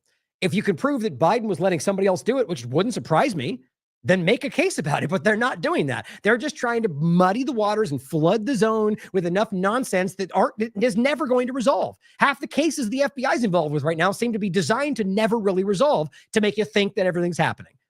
But the auto pen is only, and what the argument somebody made is if Trump can invalidate all this right now, well, guess what, guys? If you're pardoned for January 6th or anything else, the next administration is going to wipe it all out. 2020 election. Seriously? Not a single person? Not one? That's the entire focus. Epstein files, COVID, Benghazi, Doge findings, Ukraine impeachment. You could go on forever. Not a single one. I mean, like, of the conversations they've been having, you can argue arrests have been made of individual random lackeys out there, but not in earnest. Nothing that truly seems to matter at the operational level. So this is what you get from a lot of, and I find this hilarious, seeing as how it got community noted. Let's see if it changed. No, it says the same. So this person said, I trust President Trump more than any poll. I already pointed this the other day. I trust Trump more than the media, more than anybody else in DC, more than anyone in Hollywood, more than anyone, any influencer. And he goes, this is called patriotism. And he got fact checked, and it says this post describes allegiance to a person. Patriotism is an allegiance to a country. Patriotism means, and this is crazy, they cite even Roosevelt to a variation on what I've pointed out before, where he says, patriotism means to stand by the country. It does not mean to stand by the president. What he actually says in a different quote is that it's servile and morally treasonable to the American people to stand by the president, right or wrong. And that's a Republican. But I think I just simply said the community note's hilarious. That it even needs to be put there says quite a bit about where we are right now. But this is what they're trying to push. Patriotism is blind support for Trump? Well, apparently that's what they're thinking about. Now, here's a clip that was put out by Red Pill Bot. It says, and this is Alex Jones, Jack Posobiec, and Tucker Carlson on stage. And it says, Alex Jones on stage in front of a massive crowd talking about sending globalists to prison. Remember that? Obama, Soros, BlackRock, right? Literally, except Obama, literally tied into the administration, including Soros through Bissett, right? BlackRock, Larry Fink, literally on the inside, guys. And he go, and the New World Order, and they all thunderously cheered. Yeah, remember that? As David Icke says, this doesn't age well. Some of us were pointing out at the time that Trump was part of the globalist deep state and getting, in quotes, obviously, in regard to deep state, whatever you want to call it, and getting untold abuse for it. You can tell people what they want to hear to milk the applause, like they're doing in this clip. It seems like some kind of rah-rah football thing. And it says, or you can calmly tell them the truth and take the SHIT. But the choice is still a no contest. Again, I would argue I agree with him for people that have principles and integrity, honor. The man who is always against war, by the way, supports regime change in Venezuela. That's Alex Jones. And always against war is in quotes. And it says, quote, it's okay when we do it, right? Alternative media, in quotes, a joke. It's just, guys, it's not about us, anybody who is actually being objective about this. This is so consistent. It's insane to me. But watch the clip. I'm sure it'll stand out. I'm only going to play a quick part of it. There's nothing to be ashamed of there. I'm not ashamed, and you shouldn't be either. They should be ashamed. He called 9/11, and they tried to put him in jail for it. So anyway. Oh, yeah. Is that what happened? Or that's a complete fabrication, grifting off the back of shoot. I can't let him forget his name. So I always forget I mix the two names up. Now I'm forgetting it. Hold on. This will pop up, I'm thinking. Hold on. That's really frustrating to me. Seeing if something pops up in the search.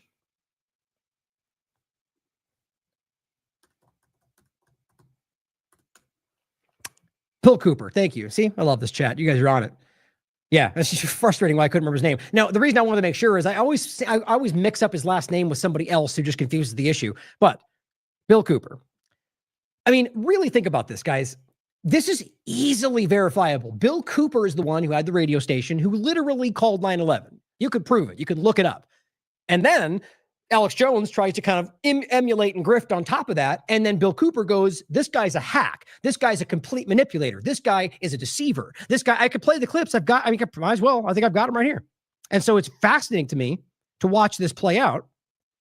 Let me check and see if I've got it. I guess not. Oh, there it is. Okay, good. Here's one of them. Alex Jones, you are a bold-faced, miserable, stinking little coward liar. Now let me say that again so there's no mistake about it. You can all tell Alex Jones that I said this, and I suspect he's listening because he does. Alex Jones, you are a bold-faced, stinking, rotten little coward liar.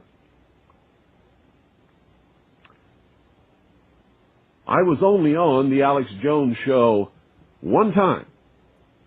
It was years ago when I didn't know who he was, when I didn't realize what a liar and a coward and a sensationalist bullshit artist that he is.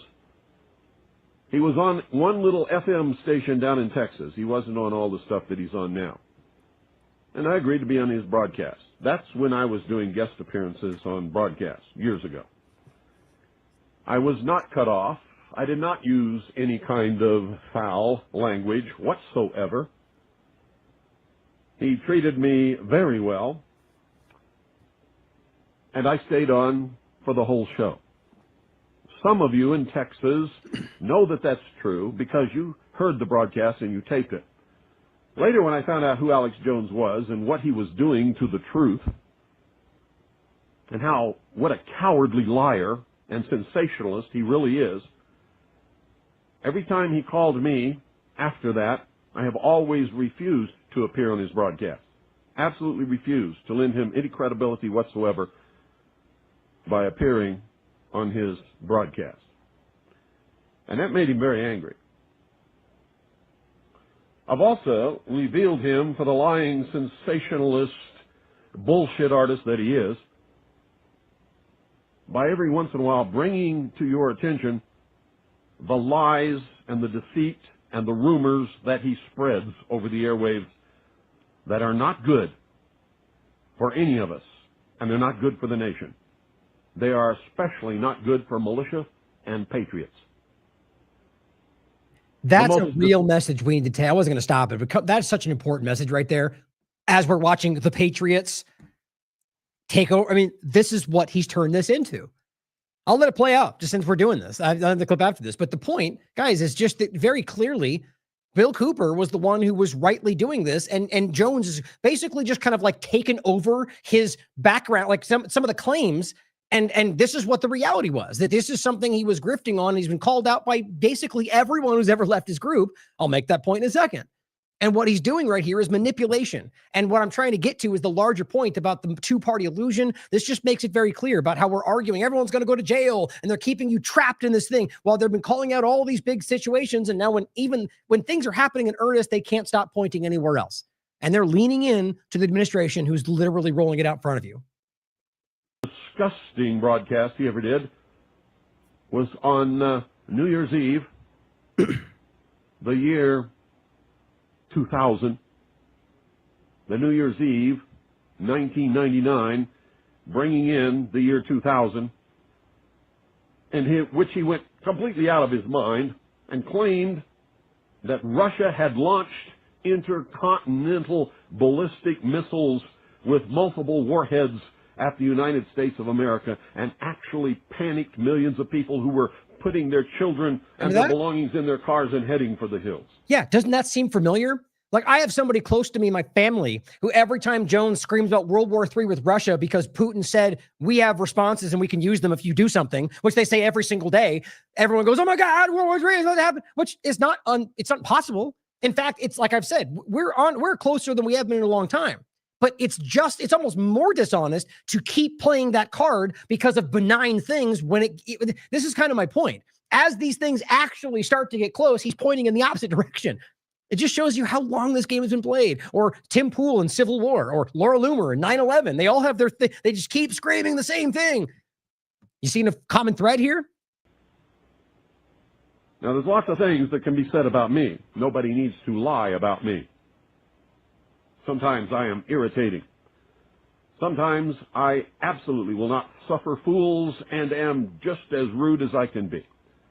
Nobody has to lie about me, Alex Jones. So I suggest that the next time somebody calls your broadcast and asks them about me, you tell the truth.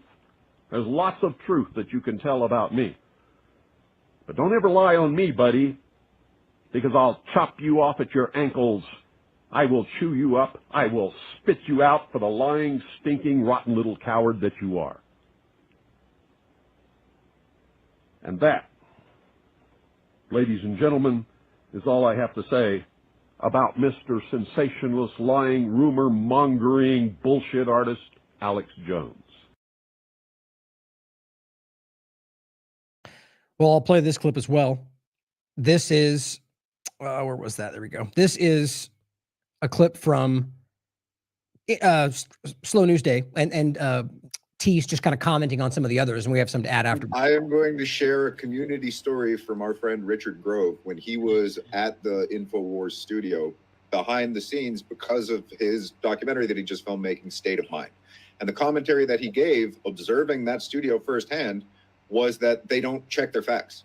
They basically just run with it, and they do it way too fast. It's the same reason that, like, David Knight left the organization because he's like, and Steve goes on to make the point that it's all the same with True Street Media and, you know, and Jason Berman, like a whole bunch of them, right? And so now we can add to that Greg Reese, David Knight, like you mentioned, Owen Schroyer, you know, and Owen Schroyer hasn't been as, you know, over the top about it, but what he said when he left was pretty much the same kind of thing.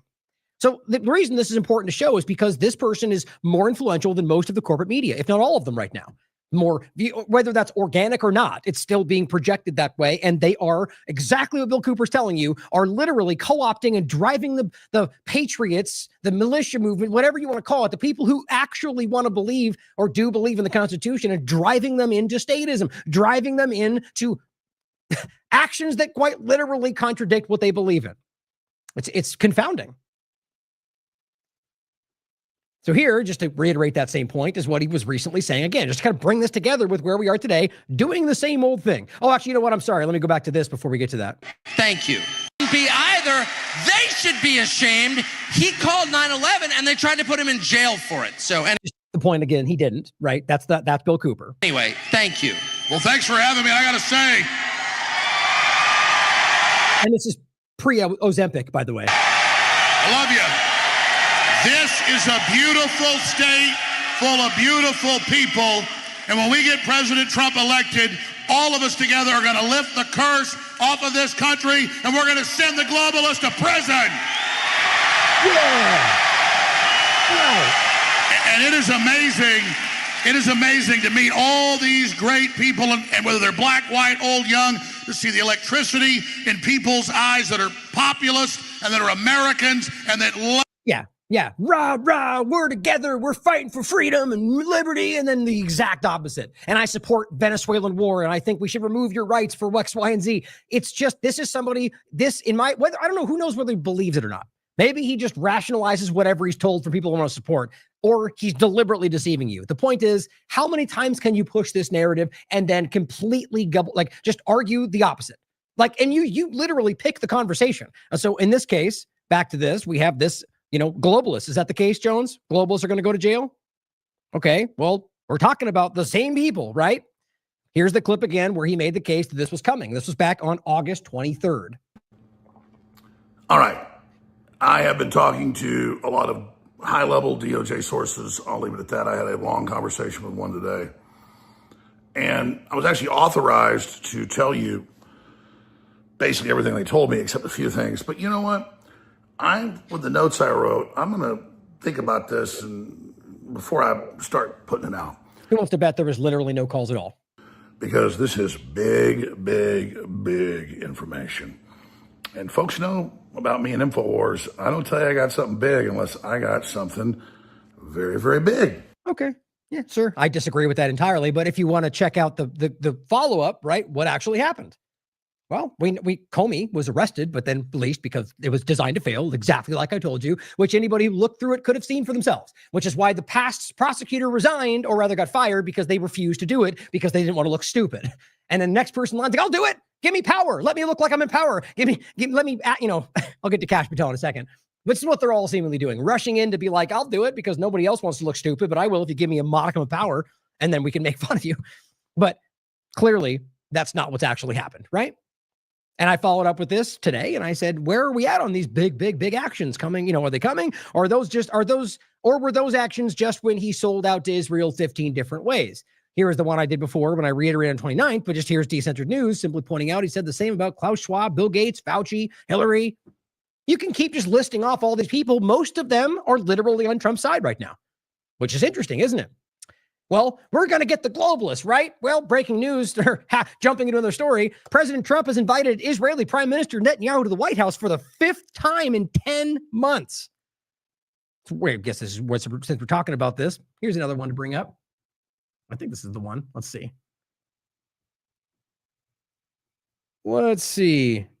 Nope, not that one. This one is the conversation about Netanyahu. Should have remembered to bribe this in the first place. Well, it says Alex Jones' prediction that President Trump would completely cut ties with Benjamin Netanyahu comes true. And this is his video doing a victory lap. In this important report, Jones exclusively reveals the backstory of what turned Trump against Netanyahu and why this development is so important for world peace. Okay. Or not. Or it was not actually what happened at all, and you were saying that for whatever other reason, or because some CIA agent told you to say that, or whatever it is, and you trust. Okay, 10th time coming to the White House. And that's not counting the times they went to see him in Israel. Trump has invited Netanyahu to the White House roughly every 2 months since his inauguration. Guys, come on. We can't be this easy. Of course, this person gets it. I mean, that's exactly what this is. That's just perfect. That embodies exactly what this is. Now, that's not my opinion. That's not people who believe making America great against the agenda. That's the people who think MAGA means whatever Trump does. And this is obvious. A little heavy on the tan that day, it looks like. But reality is, guys, these are the Netanyahu is the most obvious example of the problem we're discussing. Zionist, globalist, technocratic, it all is coming together with these people. And they're trying to tell you to support it. Or you got people like this, including Eric Dowder, he shared it from, who are just all ridiculous. Here's Luke Rudowski saying, President Trump predicts we could see income tax completely eliminated. Stop teasing me. Do it. Right. That's what we're talking about. Trump floating an idea that will likely never come to pass because he wants you to not talk about the other thing. Good journalism. Keep it up. Here's what Trump said. 2, 3, 4 years, those numbers are going to go up. And I believe that at some point in the not too distant future, you won't even have income tax to pay because the. So first of all, it's a completely maybe let's just kind of hope for that. That's what we talk about. I mean, that's just sad, guys. Clearly, there are people who want you to believe in everything they're floating. And how many things, look, the majority of things they've said have not come to pass. Most of them have gone the other direction. Money we're taking in is so great, it's so enormous that you're not going to have income tax to pay. Okay, just so we're understanding this. The situation that we all know is not actually happening, that your costs are actually going up and every rent's going up. And, the claim is that because we're just rolling in money from the tariffs, that maybe we'll just have no income tax in the future. It just, the kind of people that are falling for these things are either have no clue about anything other than what's right in front of them. I mean, don't understand politics, don't understand finance. I mean, I'm not a financial expert, but the idea of what he's saying, look, if it comes to pass and there's some, if he works this out to benefit, that's fantastic. And I will praise that. And I'll happily say, I made a mistake and I misread. But do we really think that's going to happen? And the Fed and the IRS, all the claims they've made.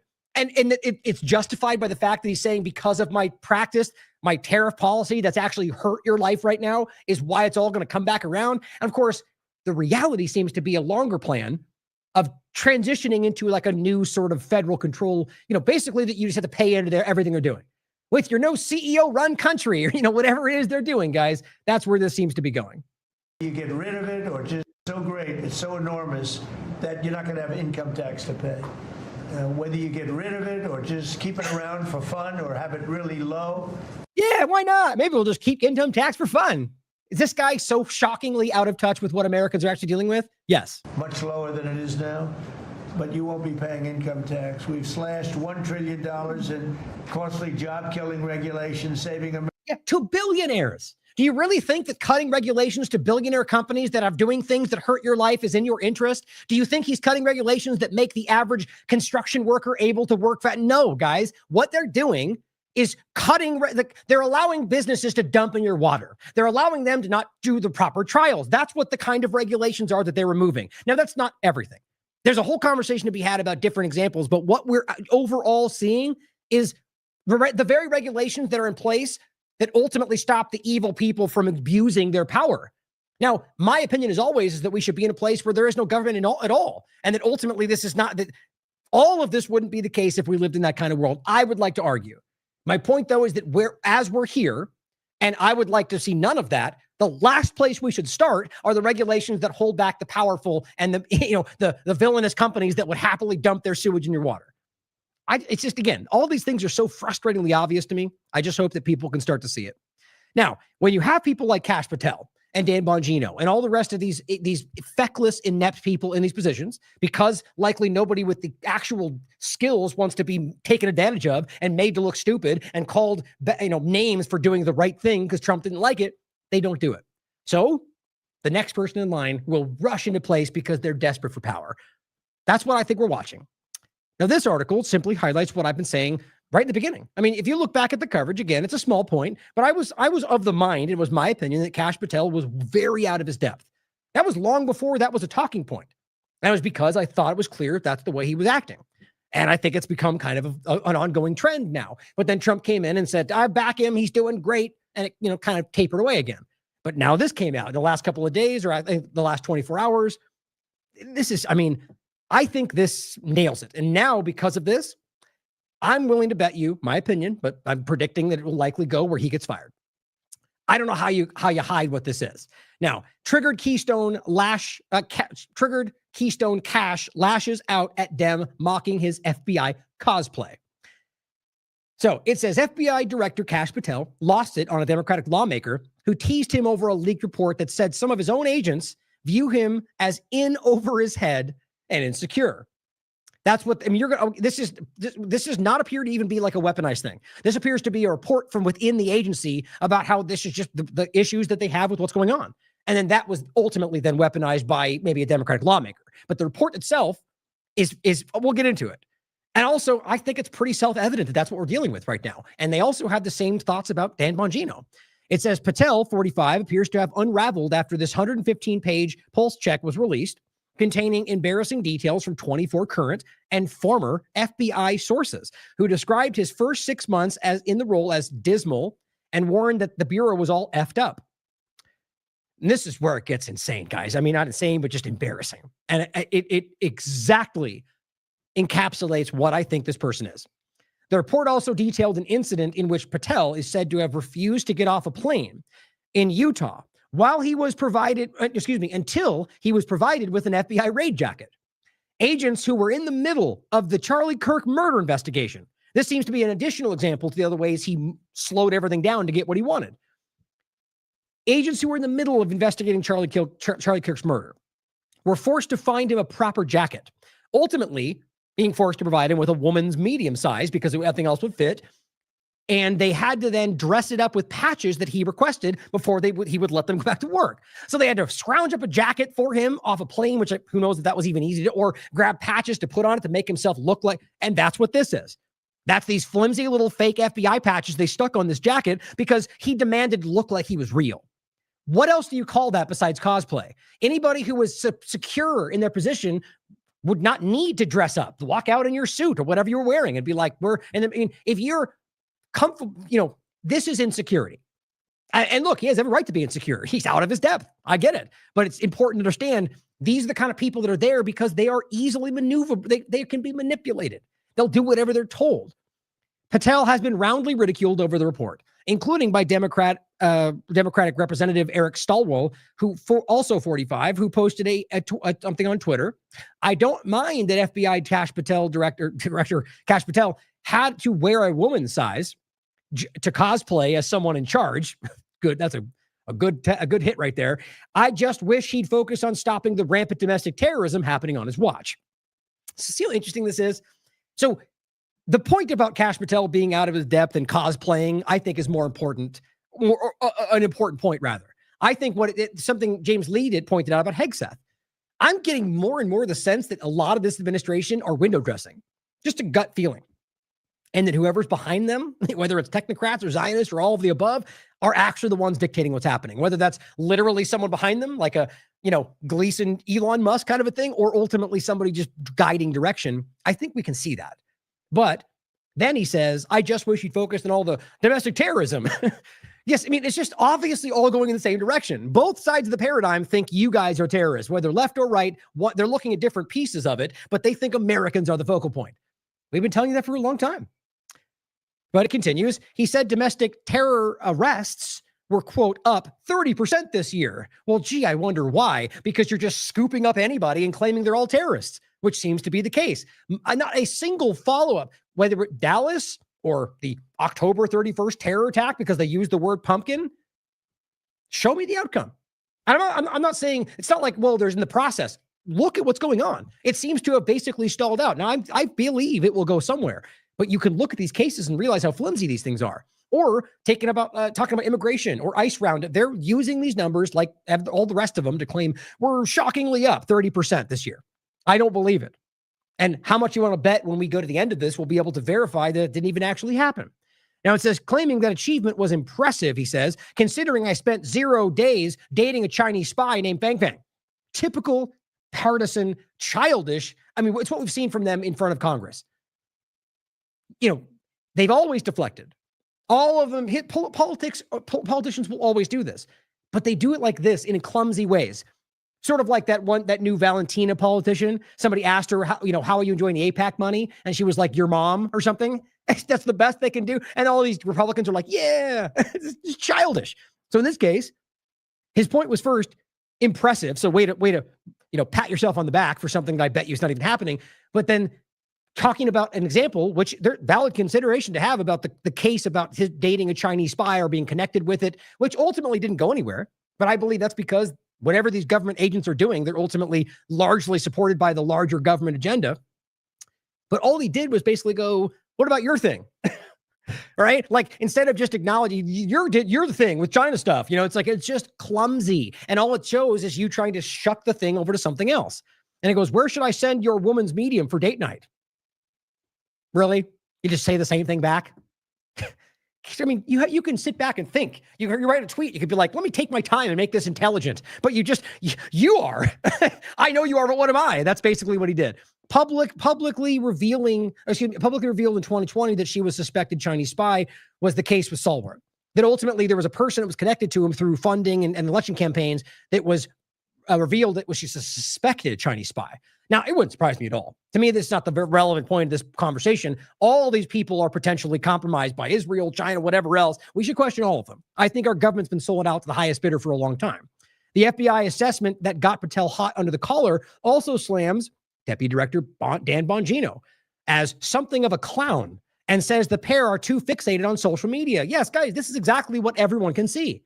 If he's posting Fox News articles to make his reports about the FBI, they're not in charge. I don't know how else to tell you that. And it says the document's authors have said they never intended to attack the FBI leadership, but that the feedback they received from the inside the agency ended up being mostly negative. Now, whether that was deliberately put out to make them look bad, which wouldn't surprise me, it doesn't change that these things are being stated from people with inside the agency. The assessment was handed to New York Post columnist, a choice some viewed as designed to inflate maximum damage, most likely. That's what they do. It's politics. Bongino appeared to allude to the leak on Twitter, doing the last thing they always do. The opponents will do anything to undo the great things we're doing. The FBI reforms. Well, that has nothing to do with whether or not you're failing at reforming. These are what people think about what you're doing. Is that what the Democrats did? No, that's what people in your Republican FBI are saying about you. But what else are they going to do? They have to try to deflect. Like I said, I think these people are going to, in some way or another, get thrown under the bus. Now, lastly, it's just funny to me that this clip, I mean, I'll just play for you. This just makes me laugh. We could all use a good laugh here and again. And this is what I said when I posted this. Because I think this is what I mean when I say worthy of ridicule. I think these people who are right now doing things that are constantly destroying this country and undermining our rights don't deserve respect. You earn respect. So in this case, when we're talking about this situation he went through. People like this, it's not like they're just an innocent person who did a dumb thing. I don't think that's, making fun of somebody because they just look embarrassing. You can laugh at it, but it seems petty, right? But if you're talking about a government agent that's literally dictating negative things for your life, I think it's worthy of ridicule. That's what my point is, rather. So I simply said, we all need to laugh now and again. And since Cash is in the news today for yet another example of ineptitude and insecurity, I thought I'd share this gem with the video included. Maybe he was brought on board in order to be the scapegoat. If so, I doubt he would know that. Now, this is just hilarious to me. This was Fox News, who literally put him in a chair that was obviously higher than the interviewer's chair. And he sat there kicking his feet like a 6-year-old. I just don't know why you wouldn't notice that. I would walk in and instantly be like, are you kidding me? I'm not sitting in a high chair when you're sitting in a regular chair. Give me a better chair. But I guess he was just too insecure to say anything. I don't know. This just makes me laugh. You guys see this Fox News interview with Cash Patel in the chair that they put him in? His fucking feet are dangling. I'm fucking short. This is hilarious. I tried to search to see if this was doctored in any way because of how comical it fucking looks, but it appears that this is the real photo. Can someone verify this? Because I thought Cash Patel was like 5'9". They did him fucking dirty with this chair. Oh, sorry, damn it. Sorry, I got up for a second to grab something. I forgot there was cussing. My apologies for that. But that it just cracks me up because it is real, obviously. And if you look at the clip, you can clearly see that what they did was scoot the one chair back for perspective that makes it look like they're But if you look at the bottom, you can tell it's just scooted back and higher, and it just looks silly. Well, not an important point. I just think it's interesting to see where all this goes. And I do think that they get the sense that this is somebody who's kind of being set up to look like he's a clown. I guess we'll find out. Now, another point, the overlap is with the Epstein files and Dan Bongino. Deputy FBI director under fire after internal emails reveal Epstein redactions. So, in this case, it turns out he knew for a long time now that they were going to be redacting this. Dan Bongino once made a name for himself as a MAGA-aligned commentator and podcaster, one who was outspoken about the need to disclose files related to the Epstein case. Now, as deputy director of the FBI, he's under fire over his knowledge of the massive effort to redact the files, according to the Daily Beast. And I think that was coming from Bloomberg, I think, if I remember correctly. Yeah, it's right here. Bongino joined the FBI as deputy director under Cash Patel in May. At the time, he claimed the Trump administration slow-walked the Epstein files.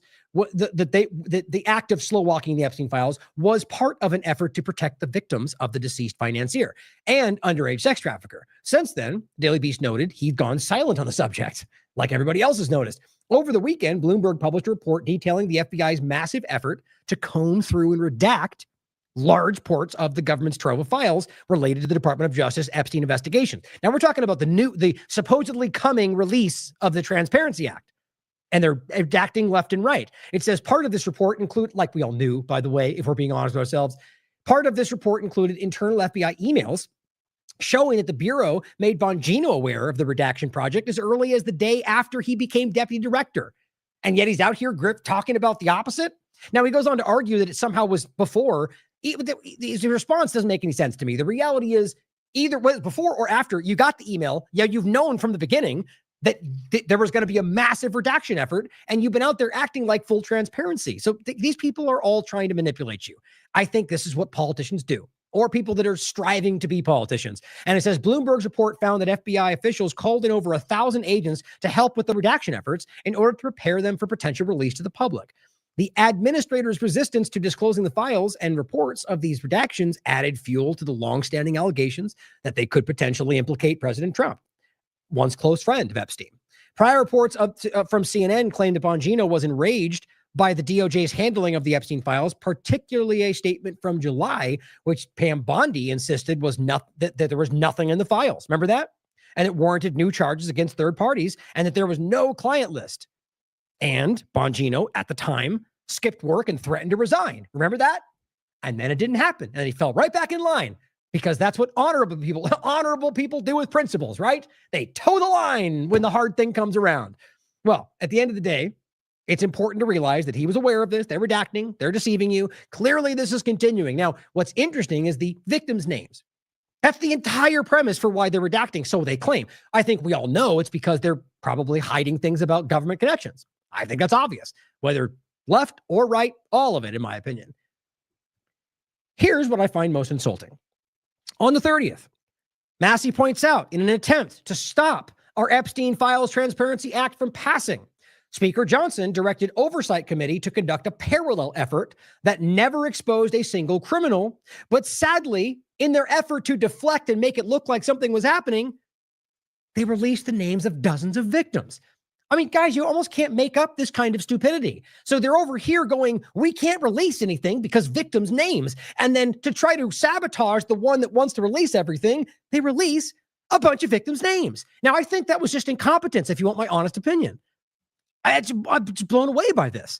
And as I wrote, I said, not wanting to expose the victims was the excuse they all gave to withhold information. And now in their effort to stop all of this and try to fool you, they seem to have released a bunch of names of victims. As I keep saying, clearly corrupt, but also shockingly incompetent. It's just, and this gets so little attention, it blows my mind. Because the entirety of the government and media apparatus and all of the major alternative media, which is like 99% of the influential media, don't want you talking about this.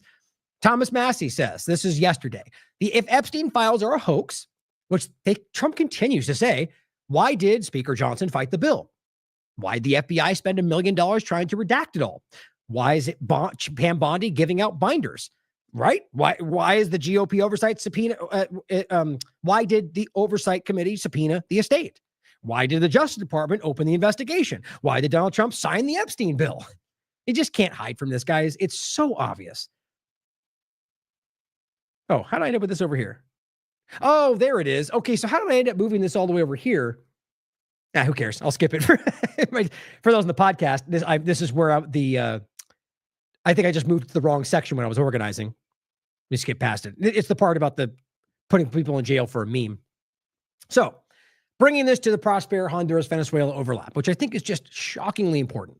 And I'm hoping that I'm gonna get this clipped by Jason to make this just a section we guys can digest. But I want to include this again, as usual, the technocratic regime change. Under the guise of freedom, technocrats are slowly taking control. Really think about that headline, guys. That's what's happening. So this is in 2024, September. I talked about this because I stumbled across Prospera. I recognized Peter Thiel's connection. I think it was because it's all sourced in the source material here.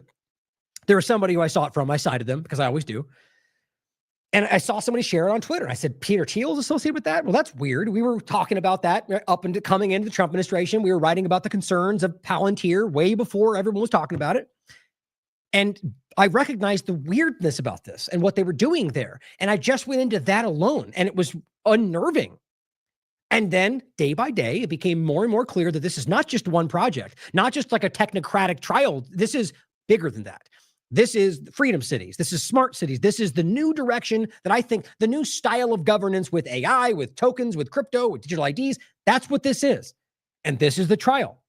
They're doing it in the ocean. They're doing it in all kinds of different places. Seems to be the main focus. Now, what you're going to find is that Honduras and the people that Trump pardoned and the people that Trump wants to be in power are all complete connection. They are backers and involved in Prospera. So they are trying to keep people in the government that are the people that created the justification to allow Prospera to be put in Honduras against the wishes of the people and some of the government. This is just really important to understand that this is the beginning part of this larger technocratic change, I believe, and the kind of the example of the way they want the world to operate. And the people, and then just the smaller focal point of today in Honduras shows you that Donald Trump, whether knowingly or not, is leaning in and manipulating other countries' elections in order to make sure the people are in power who allow the technocrats to get what they want. I'm talking about just right here in Honduras, but it's probably all around the world. I also include the tag for just Prospera, that includes the discussion here. Musk and Trump call to federalize Washington, D.C., and this discusses the very same point about Thiel, Andreessen, Musk, and the idea of freedom cities and the possibility that that's going to start in D.C. and the overlapping points. Just a hypothetical, but the point was the same, and we went deep into the idea of what this was. And then this one is important. Pronomos Capital and the rapid transition to a techno-feudal state. That's the idea of the way I think they see where the world is going. And these are little trial balloons for the way that they're driving this, and Trump is sprinting in that direction. So this article is going to open some eyes. I'm new to this platform. It's called vcinfodocs.com, but it has a pretty good reputation for being kind of a niche, independent, investigatory platform. I was just looking into it to now, like I always say, to me, it's about the information and the source material. It matters where it comes from, but it's a smaller fraction. But it does matter. So I was looking into it just to see who they were in the background. And so all this together, I'm going to remember this platform because this is important stuff. And it brings together a really big picture. So this is from, this is a recent article. Where's the date again? I think it's the bottom. And it's talking about Prospera. And the title is A Network State Colony in Honduras. Now, this was being discussed before the recent Honduras conversation with Trump. We're going to get into that next. And then even overlap that with Venezuela and 5 other countries, by the way, in the Southern Hemisphere. Prospera is a network state settlement. Now, that's an important term to remember going forward. That is good. The network state colony, the network state, it's what I described. It's what they're calling the CEO-run, crypto, technocratic state run by corporations, and many other things we'll get into. Prospera is a network state settlement on the island of Roatan, along the Honduran coastline. It is funded by Pronomos Capital, backed by Peter Thiel and Mark Andreessen, and founded in 2017 by CEO Eric Bremen. Actually, I forgot I was going to look more into him. If you know any thoughts on him, throw it in the chat. And this is what's important for the point today. One of the many things, construction began in early 2021. So remember the date for the overlap of the transition of the Honduras government, and recognize, like I've been saying the entire time, that ultimately they regime changed the government, which they did. That's the U.S. government. It's on the record. I mean, they deny it, but it's a very provable discussion. I think it was 2009. They overthrew the government regime change in order to allow Mark Andreessen and Thiel to begin this special autonomous zone right out of the Sustainable Development Goals, create a special zone independent from the government, despite what they want, and to start their own little technocratic hellscape. That's how I describe it. And in 2021, or rather, my point was in between that time, they arguably lost control of the Honduras government. That's what I was looking into it further. Plenty of other argued the same in their own arguments about foreign policy. And that's why the current government does not want Prospera and actually has fought to push it out and has revoked all of their influence. And they're suing them for it. But they're not leaving despite it currently being illegal, because I have been saying that they're waiting for the new government that the U.S. puts in place to allow them to continue. So 2021 is very relevant for when they started construction, because they began building and all this started the transition, and they've continued regardless of what the law says, and are hoping that they put the U.S. government allows the legal structure, or make it simple. They put a government in place that allows them to keep doing what they're doing. So it says, although they are currently involved in a massive lawsuit against the state of Honduras, Prospera has expanded and is developing another ZEDE, or however they pronounce it. It's a special autonomous zone on a port location on the mainland. Prospera has stated, quote, Prospera's announcement of the port of Satui nearshoring hub in Honduras is a game changer for the nearshoring movement in the Western Hemisphere. Understand, the Honduras government has said this is illegal, and they're expanding, they're building new ports. And so literally they're stealing land from the Honduras government, from people of Honduras. They were allowed this location, which was done through illegal action in the first place. Now, even if you don't agree with that, the new government says no, they've revoked their allowance and they're just expanding. This is colonialism, guys. This is expansionism. They're growing and seizing territory. This is globalism. It's everything we're talking about. And so understand that the ZD special discussion has expanded beyond that. I talked about Crawfish Rock. They mentioned that in this. It's a town that has been screaming about this, that they're trying to absorb them, and they don't want that. Why would that be something we pretend is libertarian? Now, it goes on to say, one more thing. Let's be clear about they saw the momentum in the Trump team, which has now clearly lost its momentum. But why did Meta and Mark Zuckerberg and Peter Thiel and all the people go, we're libertarians? Because they thought that's what you wanted. And so they projected that, like Elon Musk and all the rest. They just yelled at you what you wanted to hear. Most of you, I think, are starting to realize that's what happened. But just understand that these people are not libertarians. What they're doing is not about that. They just believe that's what would trick you into believing that. That's my opinion. Prospera's effort to commandeer the strategic trade location and set up an economic headquarters demonstrates that their ambitions for Honduras go well beyond what they call crypto tourism. Prospera is also looking to set up cities in Africa as Prospera Africa. based on the same model. More information on Prospera Africa can be found in the link right here, which we'll probably go into in a future show. Guys, this is the globalist overlap. This is technocracy, globalism, Zionism is built into this, which we'll see with the overlap to Gaza. What do you think that is? We'll come to it in a second. Gaza is the freedom city. It's the same discussion. Tokenization, digital IDs, digital money, a technocratic control structure. That's what they literally call it. It's all right in front of you. And so all those three things are clearly intersecting with what this all is. Prospera is built on what they call a ZEDE. I've been just calling it a ZD. I don't know if that's what they pronounce it or not, but ZEDE, or a Zone for Employment and Economic Development. The Honduran name for a special economic zone, which, again, if you look into this, I've been saying that every time. If you look into the sustainable development goals, that, you know, you can look in and you'll find this a sustainable development, or what was it? Autonomous zones for these kind of actions to change in a number of things. I'm telling you, it's right out of the globalist sort of great reset, all of this stuff. And also the overlap, like we just showed you, to the 15-minute digital. This is what it all is. Freedom City, digital 15-minute city. There's another one I'm forgetting. But this special economic zone was set up to allow them to be sort of independent from the country in which they operate. Why would any government or country agree to that? And it says, and by the way, ask yourself what happened to all the people that were there before that. They just are automatically now in this. We'll get into some of the stuff they're doing, which will make it more important to understand what they're dealing with. According to the Latin America Working Group, the ZEDE is a, quote, fancy term to cover up the fact that foreign investors, and this is important, can buy territory and hold complete control over a large portion of land within the state of Honduras. Whoa, okay. So now we're literally talking about colonialism from foreign powers through the argument that what you're doing is giving them libertarian freedom. And really? This is the same old construct, guys. Now, how much you want to bet? Well, let's be clear. Israel and Zionism are right. They're part of what Teal and the rest of these people are doing. They proudly tell you that. So recognize whether it's happening in Honduras or in the middle of the ocean or in Washington, D.C. What it opens the door for is foreign investment to control land within the United States. Trump's the one talking about freedom cities. They're the ones funding freedom cities, and here's what they're building. It's very easy to see. That's not a secret, by the way. The Pronomos Capital Point, I closed it already. That's the company, that's the working group they're using to fund all these things. They are funding the Freedom City direction. And they're saying, and if you read the outline of the Freedom City direction, they reference Prospera as what they want to do.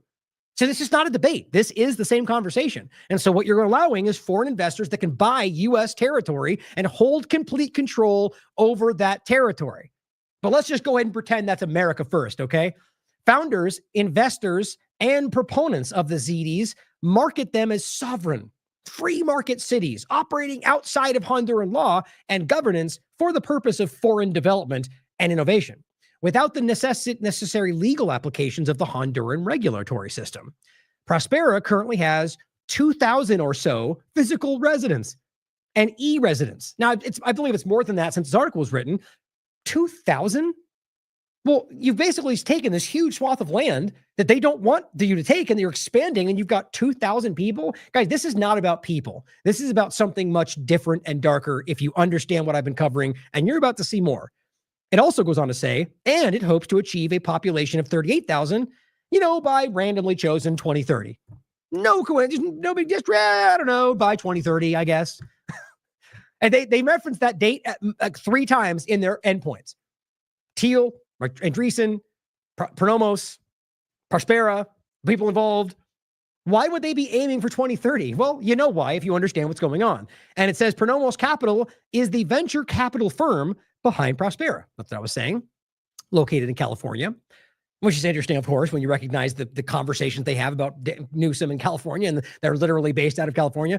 The investors include Mark Andreessen of Andreessen Horowitz, Peter Thiel, Patry Friedman, grandson, interestingly enough, of the free market economist Milton Friedman. That's why many people seem to think wrongly that this is some kind of a libertarian overlap. And it says Joe Lonsdale, of course, of the PayPal Mafia, and Balaji Srinivasan, author of The Network State, which is the same, that's the conversation. And he is closely associated with Mark Andreessen, or rather Mark Andreessen Horowitz, which Andreessen runs. Pronomos is investing in startup cities like these ZDs and other network states around the globe, including many in Africa, some in the middle of the ocean, some all over. This is literally happening, guys. And it's not an independent secret thing. This is a networked building. I mean, this, like I said, this is about, I think, changing the way that everything operates for the benefit of their CEO, technocrat, Zionist, globalist controllers. Now, you can call me a conspiracy theorist. You can call it as crazy as you want. It's right in front of us what they're doing.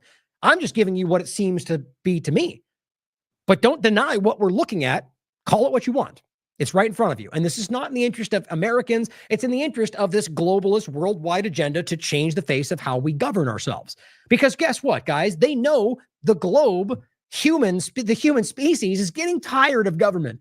I've been saying this for a while, and I'm not just saying it because I believe it. The same thing with the two-party illusion. How about we just focus on the U.S. government? I do believe it's a global thing. Just like we saw the transition from sort of the current government structures from the feudal states. You think that just happened organically? Things change because there's controlling changes. There's no why. That's very clear to me. And so what we're seeing, in my opinion, is another one of these transitions, that they're deciding that this is just not working the way it is. So we need to transition to something different. Now, you know my opinions about what that is. I believe this is a starting point. The legislation creating the Honduras ZD was pushed aggressively by a right-wing narco government. Surprise, surprise. Guess who that was, guys? Juan Orlando Hernandez. The legislation creating these Honduras ZDs was pushed aggressively by the very person Donald Trump just pardoned while pretending he's fighting narco trafficking. And he is currently, at least up until recently, serving 45 years in a U.S. prison for, quote, conspiring to distribute more than 400 tons of cocaine and related firearms offenses. Apparently work with the Sinaloa cartel, the very same cartel that Trump pretends he's fighting right now. It just all becomes so ridiculous when you care to look just past the surface. Understand that this guy, remember the 2021, they're building Prospera in 2021. From 2014 to 2022, the government of Juan Orlando Hernandez in Honduras was allowing this to happen, not because it was in the benefit of Honduras, but because it was in the benefit of their agenda. This is very clear. And it says the current president of Honduras, and this was at the time, Xiomara Castro. So that gives you, actually, I believe this was, here, let me do this real quick. Ask it, that's a quick question. Or maybe just do this. This might give you a 2022, it looks like. Just it's based on the article and link to that person. So anyway, the point is it's saying the current the president at the time, Xiomara Castro, understands the devastating, right now I believe it's Rixie, or no, it's not. Hold on. Let me do this one more time. I just want to make sure you guys got the facts on this because it's important to know what's, let's see. Okay, yes, I take it back. I was just mixing up her name for some reason. This is the person who we talked about in the first place. Her name is, was it Xiomara Castro? She is the one who said that Honduras they were attempting to regime change Honduras yet again. That's the one I've been referencing the entire time, saying that she was calling out Trump's administration, saying, and Biden before it and into Trump, that they were trying to overthrow their government. Again, showing you the consistency of the agenda between left and right. Okay, so back to the point. So this is correct then. So I would argue this is more of a recent. It's saying the current president right now, after the election right now we'll get into, is currently being tallied. So I don't know if that means technically she's not. I think technically they stay the president until the next person's sworn in. Yeah, that's right. And so she is the current president, understands that the devastating impact that these ZDs have on the local villages and communities in Roatan and the mainland of Honduras. So she's been adamant about this, calling this out. Now, she has endorsed, I think the name is Rixie, who is currently running from her party. Now, hopefully that's changed, but last I checked, she was the lowest on the two Israel supporting people that U.S. backs are the ones that had 40% of the vote. And they're screaming election manipulation. It's an interesting point. But she is saying this is bad and where it's going is going to get worse. Upon her election in 2022, right? 2021, they built Prospera and they continue to. She gets elected in 2022. Clearly, they lost control of this because she was adamantly against Trump's agenda and Biden's agenda and against Prospera. And so they lost that control. And so my point was that through all of this time, from 2022 until now, they're illegally present. And I think they're just biding their time in hopes that Trump will put someone in place that will allow them to continue.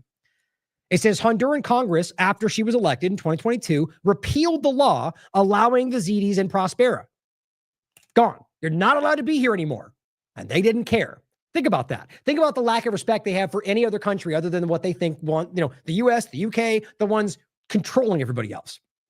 Or at least that they know that they have the backing of the US, which Honduras will be concerned about, right? Now it says late in 2022, Pronomos Capital filed that lawsuit we talked about against the government of Honduras in retaliation for what? For them illegally manipulating themselves into their control. And they're seeking $10.7 billion. Now, I think last time I said 1/3, it's actually 2/3. 2/3 of the entire GDP of the country. So like I say every time, and even the New York Times before argued it seems like they might win. What if they win this? Somehow, and remember, the Supreme Court has been manipulated, at least before 2022, to be the people that were supporting what they were doing. And that's why they got the designation, right? So they're going to go to Supreme Court that's on their side and say, give us 2/3 of the Honduras GDP, which means all of their assets. Okay, and they win and they absorb everything. Well, that doesn't end the government.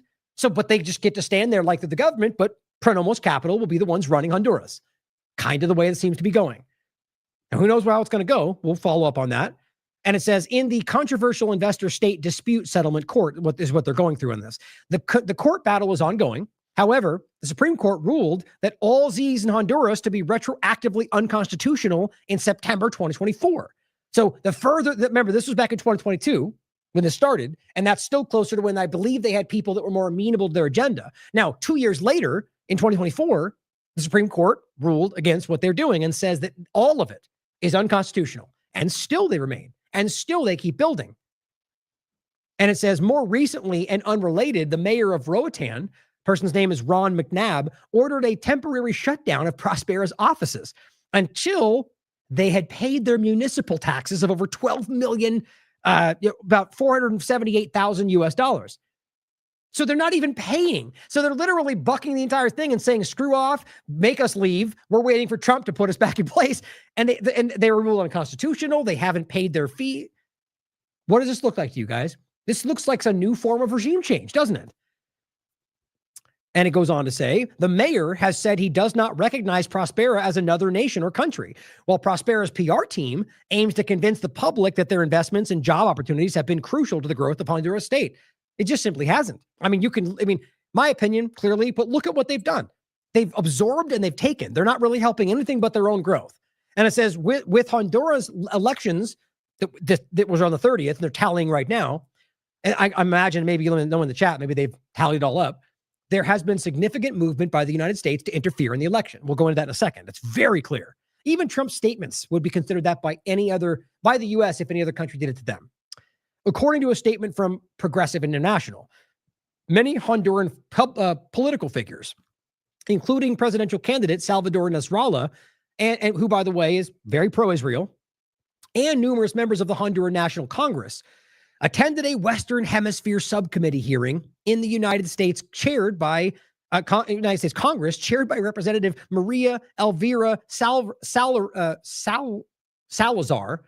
who she's out here screaming about this right now, a far-right proponent, they write, of U.S. intervention in Latin America. So these people met with them about what they were going to do in the election. How in the world is that not election interference from a foreign power? And it says the hearing was framed in Washington as an urgent assessment of the situation in Honduras. Guys, they don't care about free elections. They don't care, but they want people in power that will do what they want. I mean, if we don't know that by now, whether Biden or Trump, we're children. It's so shockingly clear. You don't deal with Mohammed bin Salman and these other groups that are worse than anyone else they claim they're fighting and act like they're not complete hypocrites. Or look at Bukele or anybody else. It's just it's self-evident.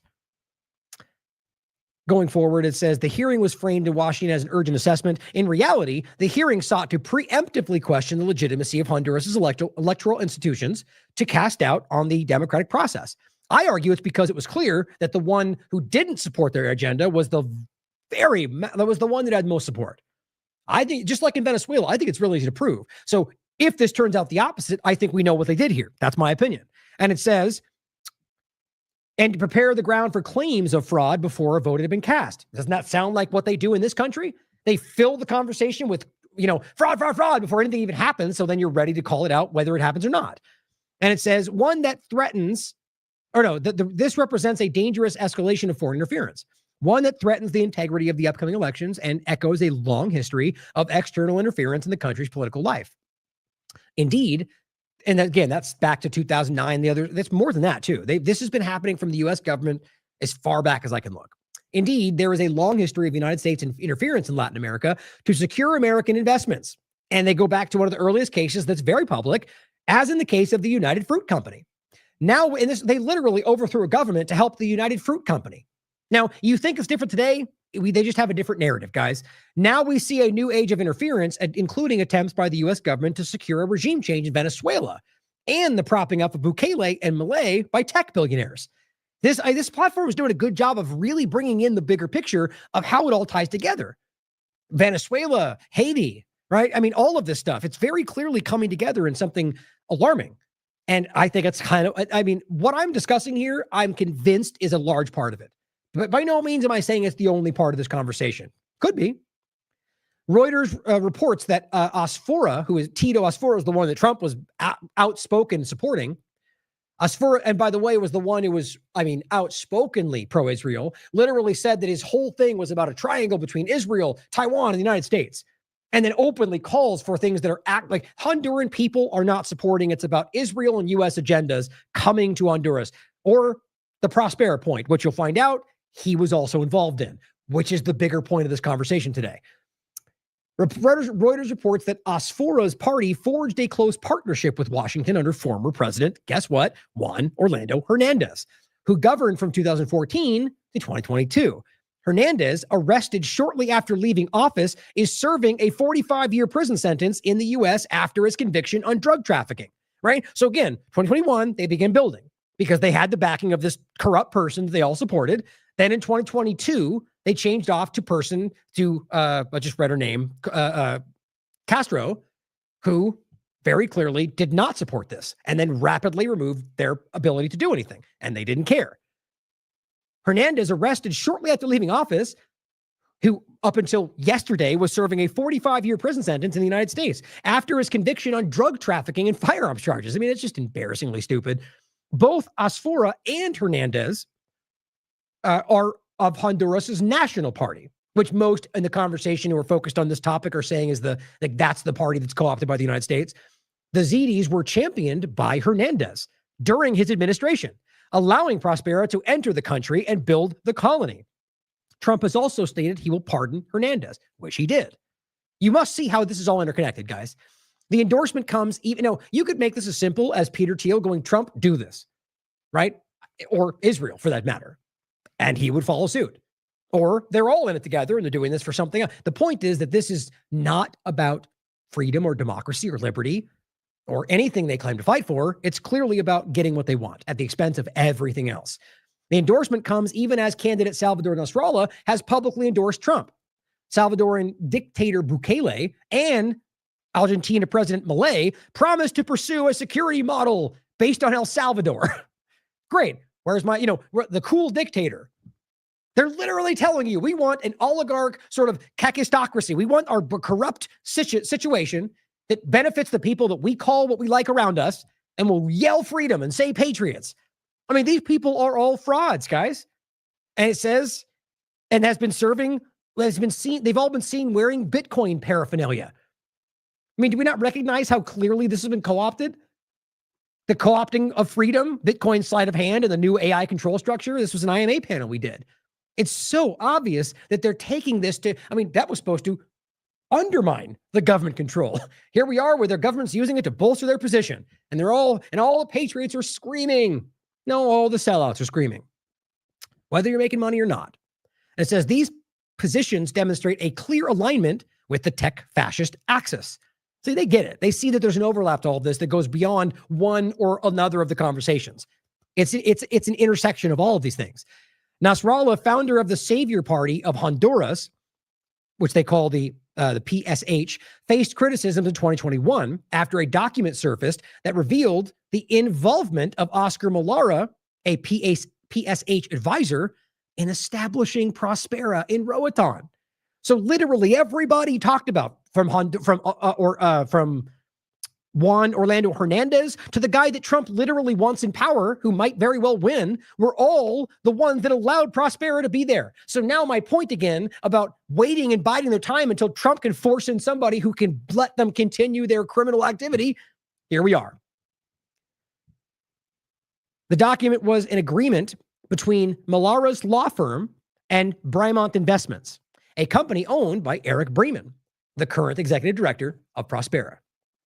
The anti-ZD's presidential candidate, Rixie Moncada, who's the one running right now, who is large part of the platform is that this is not what anybody wants in this country, and we will remove it. She faces a tight election. It looks like she's probably going to lose, and has stated, quote, "The ZDs are a public-private corruption scheme." Think about how crazy it is that we went through the World Economic Forum, the Great Reset, the COVID-19 overlap, and the they call themselves the world's leader in public-private partnerships. And what did all the Republicans do? The same thing we did, or a large group. We fought it. We said, hell no. What they're doing is alarming. It's globalism. It's technocracy. It's all coming our way. And then they do the same thing and call it something else, and they yell freedom, at least the ones that are blinded or too dumb to see they're being played.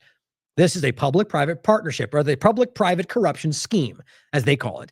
We did, and this is what the candidate said.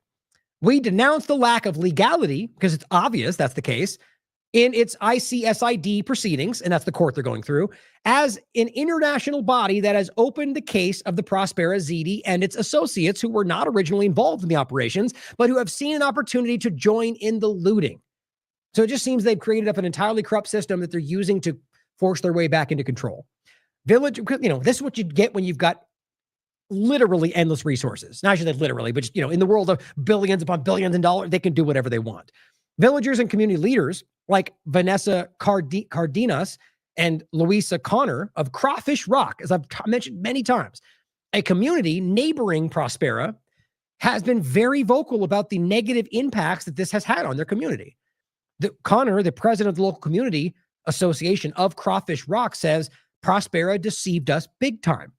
What I've been trying to tell people, they said they lied to them. They told them it's going to make their lives better. It was going to change everything. And then they screwed them. That's what they do. And another part I've reported on that is that the people in this town are arguing that they're being told they're going to be absorbed by Prospera. That's not libertarian. Vanessa Cardenas and Louisa Connor have stated, quote, "The Prospera ZD cropped up out of nowhere one day, and we have seen devastating environmental harm to our community ever since. We were not consulted. No one asked if they had permission to build or what that project would entail." See, they're lying about everything, guys. And the reality is that this was only done because they don't care about Honduras. They're taking because they manipulated themselves into position, because that's what they do. Whether we're talking about technocrats, the U.S. government, Zionism, it's all the same thing in my mind right now, to a degree. It says, "We were not consulted. No one asked, had a permission. We have been in this territory for centuries, and the foreign investors keep expanding." That's what I was talking about. "Since they arrived, the environment has changed. We're experiencing floods for the first time. Our river has dried up, threatening many species and plants." Why? Because they co-opted things within their territory, which screws everybody else. Understand what this is. Foreign investment taking at the expense of the local people. Just wait until it's happening in the United States, and then maybe they'll care about it.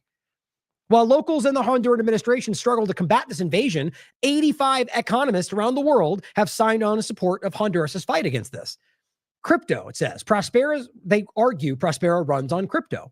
Well, again, doesn't that seem relevant to how they're now co-opting the way Bitcoin is being used? And we're seeing these sharp drops and declines. I mean, this is something going on right there, guys. We're being manipulated. And it says, through its this is actually fascinating to me. Crypto, they claim, runs Prospera, right? Even though it's outlawed in Honduras, and calls itself, quote, "one of the most Bitcoin-friendly jurisdictions in the world." So how is it? I mean, it's outlawed in the country, and yet you're going to argue that you can. I mean, you can same point. It's just pretend you may not care because it's Honduras. Imagine this was something you care about. Imagine this was your neighbor, your next year, or the next, one of the states in this country, and there was a law that you cared about, and they came in and just took what they wanted and said, "Well, we don't care. We're not in this country anymore." Like, that's literally what they're saying. They're not part of Honduras. So why would we allow them to do that in this country? Because freedom cities are being promoted by these people and Trump in the United States. He talked about the new Wild West and the new, all of that. That's what they're talking about. Prospera and medical experimentation. I've brought this up many times. Prospera evades the laws. Oh, and for the podcast, every single one of these things are sourced back to the claim that you can research for yourself. That's why I like this platform. Prospera evades the laws and policies of any country under the guise of progressive innovation and free market ideology. Right. These are the kind of regulations they want to remove, not ones that make your life better or restrict, give you back some kind of liberty. It's regulations that were put in place because big, evil, powerful things will try to do what they want because they're powerful and they can. And it says allowing them to conduct accelerated medical trials. Now, that may not sound bad. Maybe even you think that's a good thing. The truth is that these are the kind of things they're doing there that go way beyond medical trials. Bioengineering, biogenetic. I've talked about this from their own discussions. And then something like that that ends up in your side of the world. Well, did they study it properly? Or who's accountable for that? You have to really think this through and understand that these things are not in the interest of anything we talk about. It says in 2021, they installed a medical facility called MiniCircle. We've talked about this too. MiniCircle is a gene therapy company that has been promoting the fact that they're basically doing whatever they want in Prospera. It says they installed MiniCircle that not only launched trials for medical experimentation, but built an additional ongoing pop-up city inside of Prospera based on the idea of not dying and extreme longevity for the tech class. Yep, same conversation here. This is when Jim O'Neill was placed in the CDC.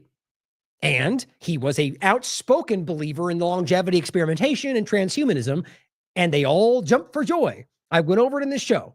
Teal or Dreesen, they were all like, all right. They were all super excited about the future because this guy believes in what they're trying to do. Experimentation to extend life as long as, but not for you, for the technocrat elitist class. That's always how this goes. And what's important about this is these are what they're doing in this overlap. Where was it here? Oh, I guess I lost. The point was simply that this guy put in place in CDC, and he is outspoken about these kind of overlaps. And this is what I argue this is being sort of initiated through their influence over the Trump administration. And so when they're talking about not dying and extreme longevity for the tech class, they're talking about doing these kind of experiments on people, on other things in this area because nobody is looking. What happens if something causes, look, think about gain of function. Think about what they're doing in regard to, any number of other experiments and how easily that can cause something that hurts far more than people inside their territory. Many number of things they're doing. Think about nanotech and genetic alteration, and these things are happening in here, and they're happy about it. Prospera also houses over a dozen medical startups projects focusing on longevity, cybernetics, and organ replacement with the use of AI and a decentralized science approach inside their permanent hub. It's called Vitalia City. Now, for those that want to see these develop and you want to believe they're acting with good intention, it may sound like a great place to expand and try to make lives better. But you have to understand, Teal is the one that started the Ambrosia Company that was literally about using young children's blood to put inside people that are older to help them live longer. What's funny is I see things like that, and you get certain people that go, that's so fake, as always. Ambrosia, the startup harvesting the blood of the young, from The Guardian. They made a joke about it on Silicon Valley, the TV show, right? This is real, guys, and it went defunct because it's insane, and obviously creates a black market for blood of children. It's pretty crazy, and historically, this goes back to what I think it was Cleopatra, and was it her or one of the historic dictators or whatever you call them? They're bathing themselves in children's blood. They thought it made them live longer. Really not a new sentiment, guys. More science, I argue, behind what they're trying to do here, but it's still terrifying. So overall, that's the kind of stuff we're talking about. And not just that, but stuff that can effectively spin out of control and cause problems for literally everybody in the world. I don't know why we're okay with that. MiniCircle is funded by US-based venture capital and seeks to create a destination spot for unregulated, risky medical experiments, including biohacking and gene editing. Right? Welcome to the COVID-19 overlap, guys. MiniCircle boasts that their ability to operate without any government oversight. Quote, the scientific community in Honduras asked the Honduran authorities to investigate and stop genetic testing and experiments. I mean, where do you think they're getting their people from? Probably people in Honduras, unsuspecting. That'd be my opinion anyway. And it says in 2040, the only one example, by the way, that it wasn't 20, there's like 3 examples of them citing 2030 as the endpoint. In 2040, Prospera could be a multi-jurisdictional network state with dozens of different locations or prosperity hubs that are under their legal and governance framework using their technology stack and management practices. Okay, so here is the Infinity City group working on longevity research saying, hey, by 2040, Maybe this will expand to the point to where there'll be states all over the place. Okay, what does that sound like? Remember, these are places that are not controlled by the governments in which they operate. So what that sounds like is the expanding encroachment of their control structure, of their new state that just takes from other people. Nothing new. Ask Israel. They do it every day, right? That's what they're doing in another guise, in a new form of governance. I hope I'm wrong. Colonialization. ZDs and their special in economic zones and private cities are developing all over the globe via the network state model backed by Peter Thiel and Mark Andreessen, who are literally puppet stringing this administration right now. The network state is a form of colonial destruction through digital and technological means. They seek to gatekeep land and resources from citizens and residents, implement their own rules and policies within their own arbitration center, exploit local workers, and ostracize the public while maintaining a very sophisticated propaganda machine. Despite a multi-billion-dollar lawsuit, Prospera continues to operate and expand, encouraging people from around the globe to become residents and or start their businesses utilizing their autonomous territory while they're currently in a limbo state of being completely illegal, not paying their dues or whatever you want to call it, completely operating independent of anything they claim their agreements, their contractual obligations. And then you're suing them for not meeting their obligations? Guys, these people are completely unaccountable. They are billionaires. They're some of the most influential, powerful people in the world, and they're doing whatever they want. It should be concerning. So, again, this one, I argue, is a really important one if you haven't watched the show. What they're doing through Pronomos Capital is exactly what we just outlined. And it is what I argue the rapid transition to a techno-feudal state. It seems like what they want to build. And Nick Cleveland Stout on the 21st of November said, Representative Castro calls out lobbyist Carlos Trujillo for testifying to Congress about upcoming Honduran election while representing Honduras business interests opposed to the ruling Libre Party. American billionaire-backed Prospera gave Trujillo firm $105,000 over the past year. So you see, there's more going on here, and it all seems to stem back to what they, and look, you could argue that this is just what their current interest is. You know, that they'll manipulate, lie, and cheat and steal to get their project done no matter what it is, because that's what they do. I'm of the mind that what this is bigger than one thing. This is them using their power and influence to manipulate an American billionaire backed Prospera and gave the politicians money over the past year. And here we are arguing about why this needs to happen. It says it's very rare we have registered foreign agents and a registered lobbyist sit in the chair where you're sitting. That almost never happens. So when it does, I think it's important to discuss that. Guys, we are being manipulated. It's everywhere you look right now. So to overlap this, importantly, with what's happening in Honduras, as Brian Berlechtic writes, and I think it's important to think about, it wasn't just USAID, and that didn't even end, by the way. That was one of the many lies. Trump promotes the National Endowment for Democracy, Soros interference in Honduras. Despite Trump pretending to have dismantled the National Endowment for Democracy and being, quote, opposed to George Soros, while hiring Soros's right-hand man, Scott Bessent, Secretary of Treasury, Trump is now openly fronting for the National Endowment for Democracy Soros-funded interference in Honduras. The NED and Soros-funded fronts like media outlets, Contra Corrientes, regularly attack the opponents of the U.S. puppet of choice, Tito Asfora, same one Trump supports. So I think it's because he was told to. I don't even think he knows these people at all.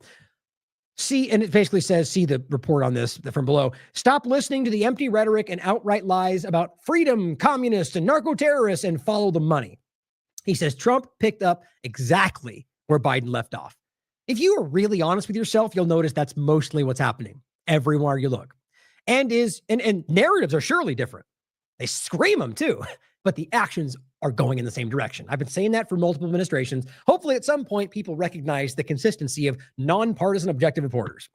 And it says, and is using his supporters' ignorance to blind hope to accelerate their shared agenda of duping Americans, robbing their tax dollars and wasting it on empire and meddling abroad while America rots out from under the divided and distracted people at home.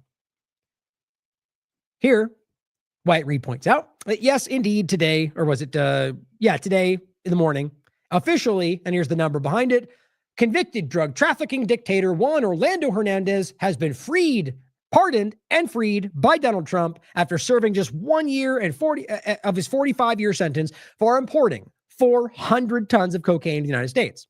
He goes, but yes, I'm sure they want to overthrow Venezuela to stop narco-terrorists. How embarrassing. Well, first he said this: democracy is on trial in the coming elections in the beautiful country of Honduras. This is what got my attention. I said, I knew it. I knew this was coming.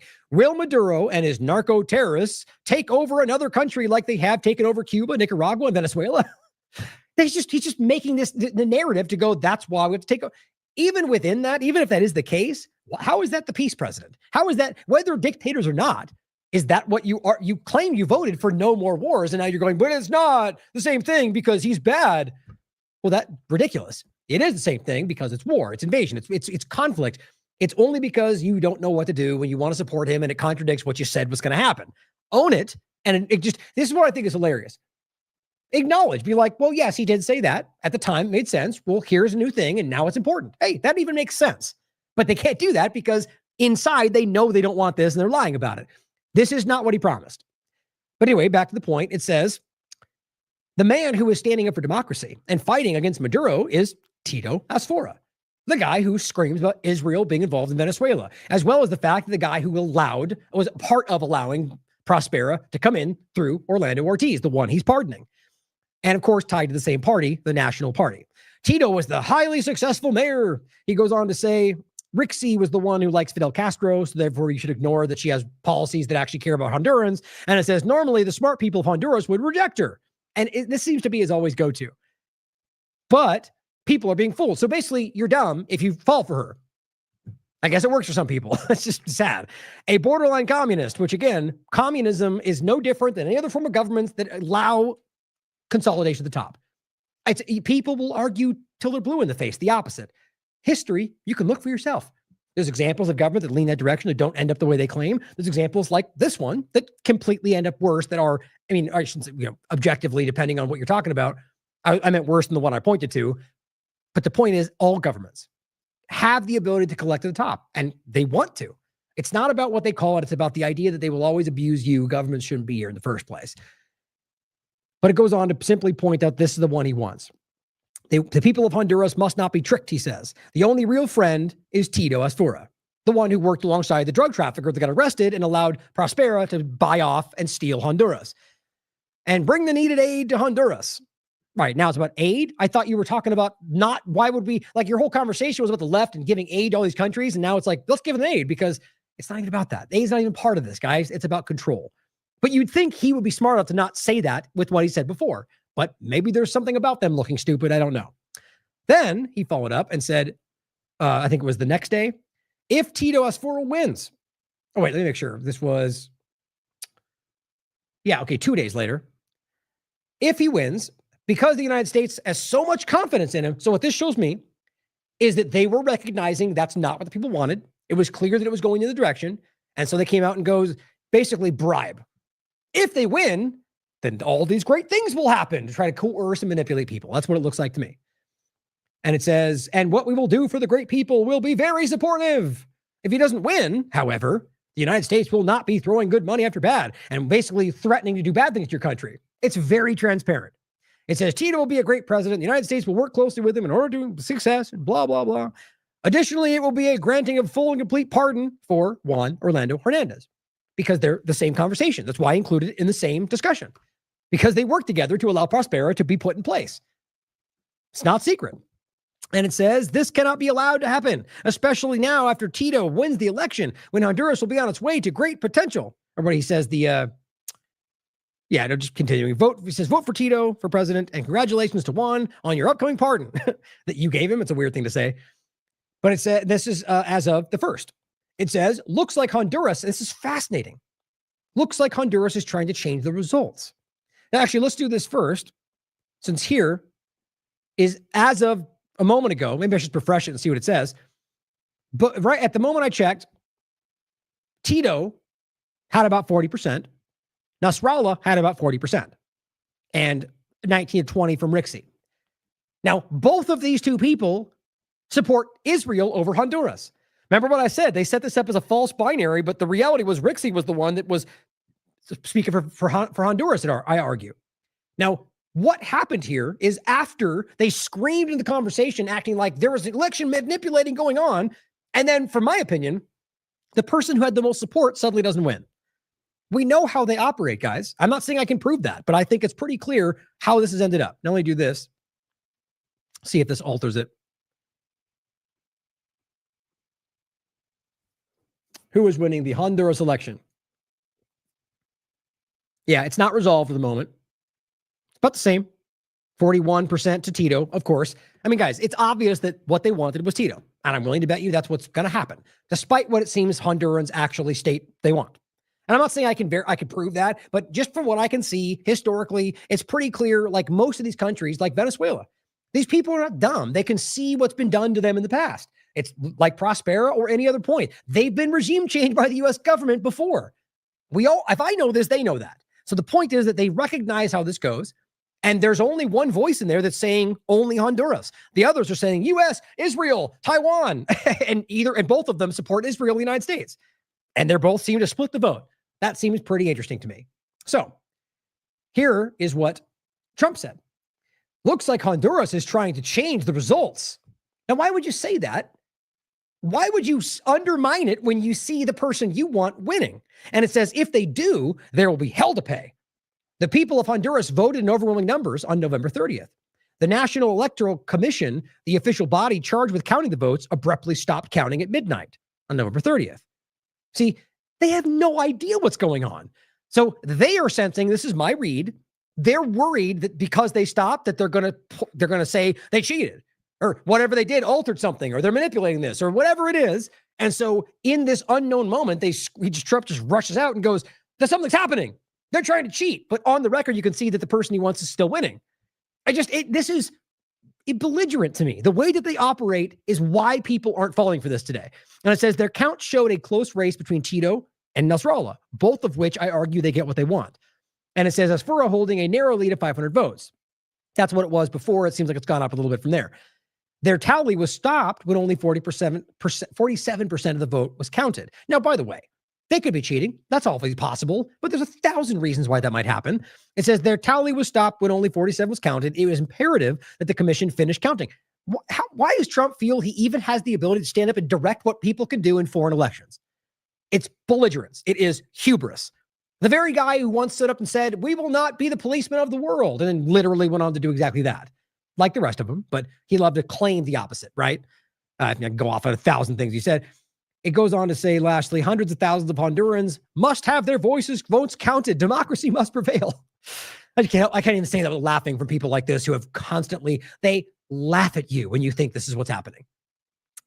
And of course, Wyatt Reed, Hondurans voting in today's presidential election faced an unprecedented range of foreign efforts to meddle in their democratic process, thanks to the U.S. government and its preferred local proxies, the National Party.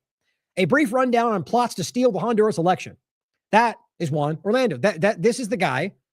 I believe that was him, right?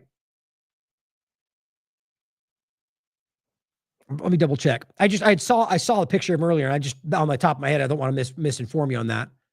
Let me know in the chat if you believe. My belief, if I remember correctly, what he looked like. I only saw one picture of him today. I believe that was Orlando Hernandez. The point was either way that his close connection to them is why, the Honduras government being manipulated from outside powers. And I think with the Prospera overlap, it's pretty clearly about the kind of technocratic invasion of this area. And these are the people that have allowed that to start from the first place. But my point, I was thinking I should use this picture because narco trafficking, pardoning him, it's just sad. And honest people can recognize that.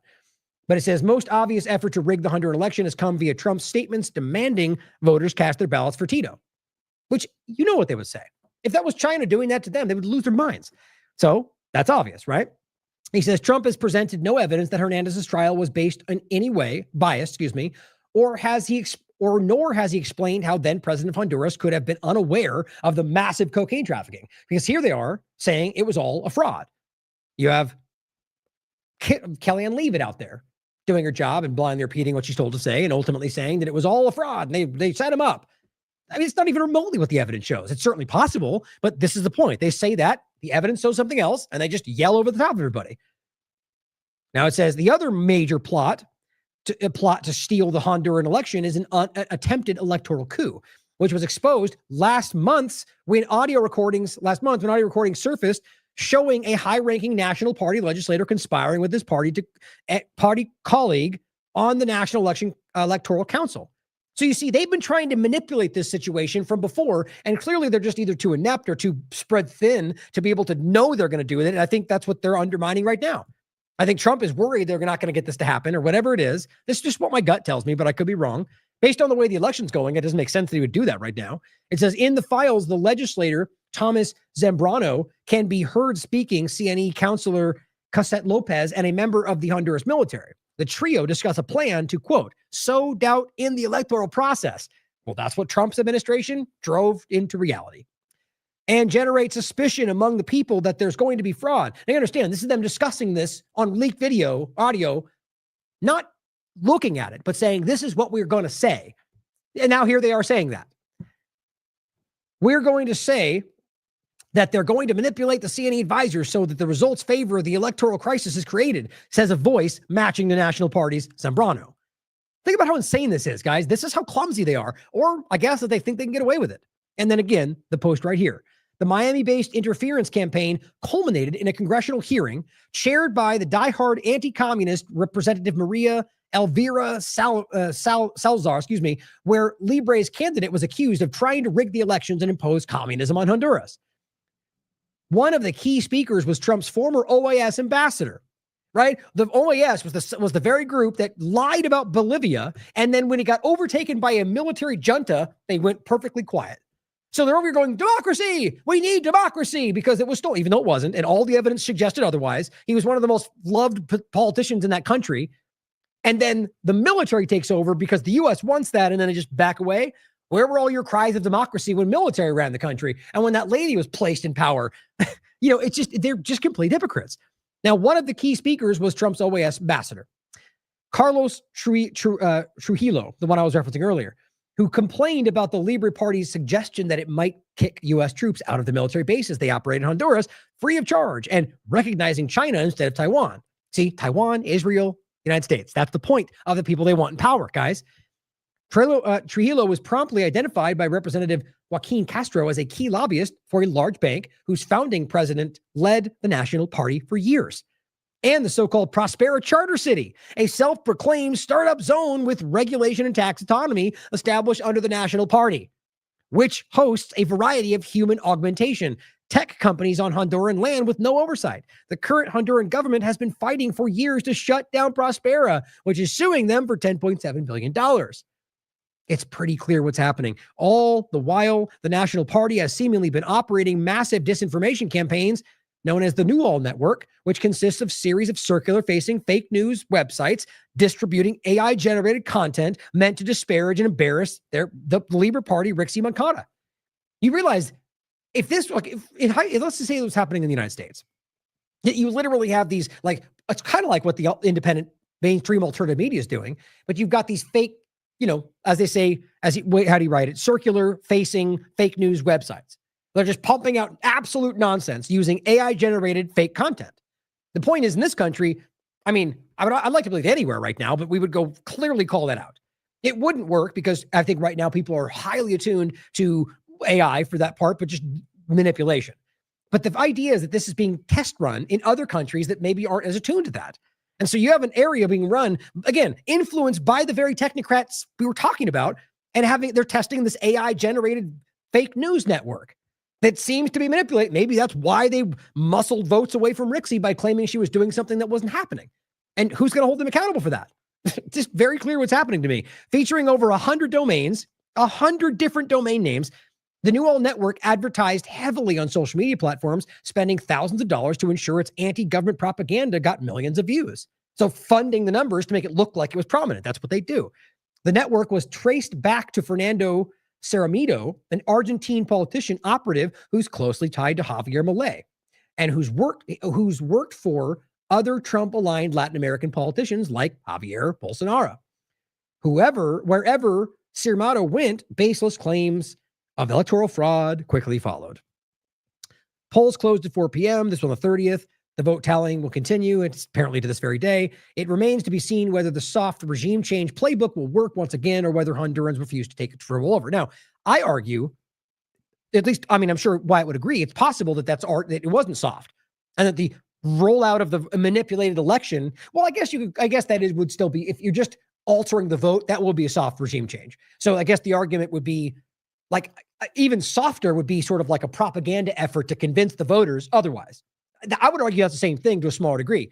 But what I'm arguing, I think he's saying the same, is that this was they simply rigged the election.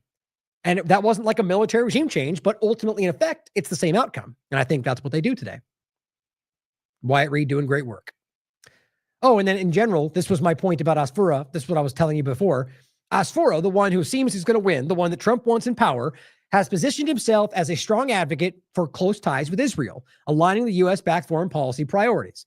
Well, yeah, right. So his priorities are what U.S. government wants. Does it sound like what Honduras? I mean, it's so obvious what they do. You think Hondurans are voting for U.S. policy outcomes? It's just so plainly obvious. And it says in a July 2025 interview, Asfour outlined his international agenda as a triangle between the United States, Israel, and Taiwan, which we just went over. This mirrors statements from rival candidate Salvador Nasrallah. So both of them are they're supporting Israel. They support the United States. But as far as emphasis on Israel has been highlighted by pro-Israel circles. So he's the chosen one of the two that both will give them what they want. Well, they hope that those two choices will box out, which appears to be the case, the one person that actually people want. And it says, he says, who praised Asfoura, Trump did, as a partner against narco-communists. You mean the guy who literally worked with Juan Orta, or blank on the name off the top of my head all of a sudden. Hold on, what was it? No, I closed it, didn't I? I think they referred to JHO. Juan Hernandez Orta. That's frustrating. Anyway, I fixate too much on when I can't remember things. The point, though, the guy that clearly was the one that Trump just pardoned, the guy who was the narco trafficker who got caught with 400 tons of cocaine or was involved with that and was pardoned despite being ruled by a U.S. court found guilty. He's calling the guy who worked with him partner against narco-communism. It's just insulting to your intelligence, guys. And it says in August 2021, Asfoura met with the Israeli ambassador to Honduras to discuss a joint project and strengthen bilateral ties of their alliance with Israel, and realize Elad Golan is one of the people we've talked about who's been consistent through the genocide, gaslighting and lying, and spewing bigoted, hateful, anti-Palestinian sentiments. And on top of that, Hondurans don't want an alliance with Israel, as best I can tell. Like a lot of these countries don't, for obvious reasons. Described as having good friends in Israel for facilitate. Oh, it's right here. It says JOH. His name is in here somewhere. Right there. Juan Orlando Hernandez. How did I forget that? Okay, so now Asfoura is described as having good friends in Israel for facilitating the embassy move, of course, and cooperating on U.S.-led initiatives, which almost always are at the expense of Hondurans, because that's what they want, apparently. Now, Hernandez regime received Israeli training for riot police and military post the 2009 coup. See how obviously this comes together? Now, amid human rights violations, the point is the U.S. government overthrew them in 2009, put an administration in place that would allow Prospera, that would allow Israel, would allow the technocrats, which I see as all the same thing at this point. Not literally, but at the point that it's all the same agenda right now. And so what you're seeing is that the guy Trump just pardoned, who worked with Asfoura, was not only trafficking drugs, but working with Israel, allowing them to come in and train people within their country. We have to see the common threads here. And last, it says alleged narco trafficking links, U.S. endorsed, which I just went over. The guy he just pardoned is a drug trafficker, was outed in the Pandora Papers and other very clear examples, was found guilty in a U.S. court. Pretty sad. Former president of Honduras is freed from prison after Trump pardon. You can read the article from New York Times if you'd like. Now, unfortunately for time, I'm going to have to wrap up here, but this was an article I was going to go through a little more, and we'll do it in the next show. Trump pardons convicted narco trafficking poll amid plot to rig Honduras election. Now, this is more than a one-day conversation in general, but this goes further. Yeah, so that was him. This is further into the deeper conversation of Hernandez, right? And what this is right now, we're talking about Asfoura and Tito Asfoura and or possibly the other guy, or hopefully the one that actually will fight all of this. But this is from before who Trump pardoned, and it goes back to when this was allowed to happen in the first place. So there's a lot of important backstory here to what was happening. Simply at the top, Trump is threatening to destroy the Honduran economy unless the country elects the oligarch-run National Party. Now he's even pardoning the last party member to rule the country, who was convicted in 2024 of smuggling hundreds of tons of drugs into the United States. Pretty sad. Oh, and let's not forget, by the way, so I'll read actually this first part because it relates to this. He was sentenced to 45 years in a New York prison in 2024 for his role in helping smuggle 400 tons of cocaine into the U.S. in a drug-running scheme linked to the Sinaloa cartel. Right. You mean the state? So Trump pardoned the guy while Trump claims he's fighting the cartels and drug trafficking. Okay. Well, also, let's not forget that cartel family members were allowed to enter the United States with a deal with Donald Trump. And guess who those guys were tied to? The Sinaloa cartel. You can't make up how stupid all this is. I just don't know why people can't see this. Let's not forget that Corbett did a great show recently. The CIA is still shipping in drugs. Not a secret. They've been doing it their entire existence, but they're fighting narco drug trafficking, right, guys? Oh, this is for the article here. I'll come back to that. And on top of that, here is what Leavitt had to say. The people of Honduras have highlighted to him how the former president was set up. Right. The guy, I'll listen to what she had to say first. It's only a short clip. By Admiral Bradley was the one who gave that order for a second strike. And he was well within his authority to do so. And a separate question, the president... We'll get into that, by the way, not more today. I'm going to skip largely past the last part. But Hegseth is trying to basically shuck off responsibility to one of the underlings, or an admiral, but technically under him, right? Which is always my point. That's not leadership. That's cowardice. If you're in charge, you own it, man.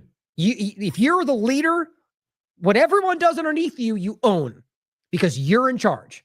People like that aren't actually in charge, or they're just not meant for that position. And so what he's doing is basically going, they made the choice, they killed him, the whole double tap killing of the boats, which we know clearly they all support. Now, this question is about Hernandez. Several days ago said it was his intention to... Within his authority to do so. And a separate question, the president several days ago said it was his intention to pardon the former president of Honduras, who was a convicted drug trafficker. And yesterday on Air Force One, the president said that if someone sells drugs in that country, that doesn't mean you arrest the president and put him in jail for the rest of his life. How is that different than what the administration is accusing Venezuela's Nicolas Maduro of? You're cherry. Yes. Or how is that different than people in boats selling drugs? How do you know that they weren't the first time they ever did it? So is it different because it's the president? Well, yes, because Trump is trying to set the idea that they're special. Presidents, because, Netanyahu should be pardoned. I can't be held accountable. Like, that's what they're doing, guys. That's what they want. But the reality is obvious. The principle's the same. You don't get to just argue. And also, it's not just him being involved with a drug sale. It's so much more than that. But it is the same idea. On top of that, from what I can see, I don't see any provable evidence that Maduro is literally involved with the trafficking. It wouldn't surprise me. I would argue it's probably to some degree happening, at least kind of passively, like allowing or making money from. That's what I think of governments, guys. But my point is, show the evidence. They don't have it. If they had it, it would be everywhere on your face right now. Maduro has not been proven to have been involved in this. They simply show you overlapping connections and claim what they want. And over here, Hernandez was found guilty and caught. Now you make the case of which one should make more sense. In jail for the rest of his life. How is that different than what the administration is accusing Venezuela's Nicolas Maduro of? You're cherry picking the president's statement a little bit yesterday, as he also said yesterday the people of Honduras have highlighted to him how the former president Hernandez was set up. This was a clear Biden over prosecution.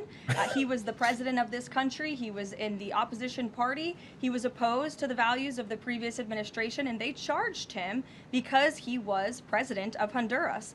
There were some other... just a lazy argument. So the reality, of course, could it be political persecution? Of course. But as always, make your case. They'll never try to prove it because the reality is he went to court, they laid out their case, and he was found guilty. Now, yes, that can be manipulated too. But if you believe that and you know that, then prove it.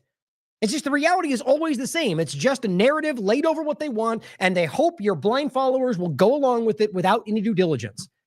And on top of that, the guy is clearly not he's not some freedom fighting libertarian. He was the guy who was involved with basically selling out Honduras to Prospera, as well as tons of other human rights things we can get into. These are the people they support, guys. They support Mohammed bin Salman and the Saudi Arabian dictatorship and regime. They support the UAE and Qatar and Israel's genocide. They support these people everywhere you look. It shouldn't be that confusing at this point. And Aaron Melnick rightly follows up and says, in regard to her ridiculous statement, it's ridiculous. It was the first Trump administration which developed the cases against Hernandez. And isn't that just perfect? It's like everything else we've talked about. And he cites the things you can read for yourself. It's look it up for yourself. Just like the asylum and the DC shooter. Or what was the other example I was just thinking of? What was that? There's many of these. What bottom line is that Trump's administration was involved with the case against him. His brother, Tony Hernandez, was indicted in 2018 and convicted in 2019. That's Trump's administration. And key allies were indicted in 2020. Both were later sentenced to life in prison. There's no way you make this make sense with what they were just saying other than to recognize they're lying to you. Here we are, guys. Wake up. Now, lastly, and more so in the next show, and I'll probably brush over each one of these, but I want to go more into Venezuela for a larger point in general. But this Jason here, Zaharis, I'm new to the account. He just called himself a journalist and geopolitical analyst. I like this thread. He just put together sort of a thread.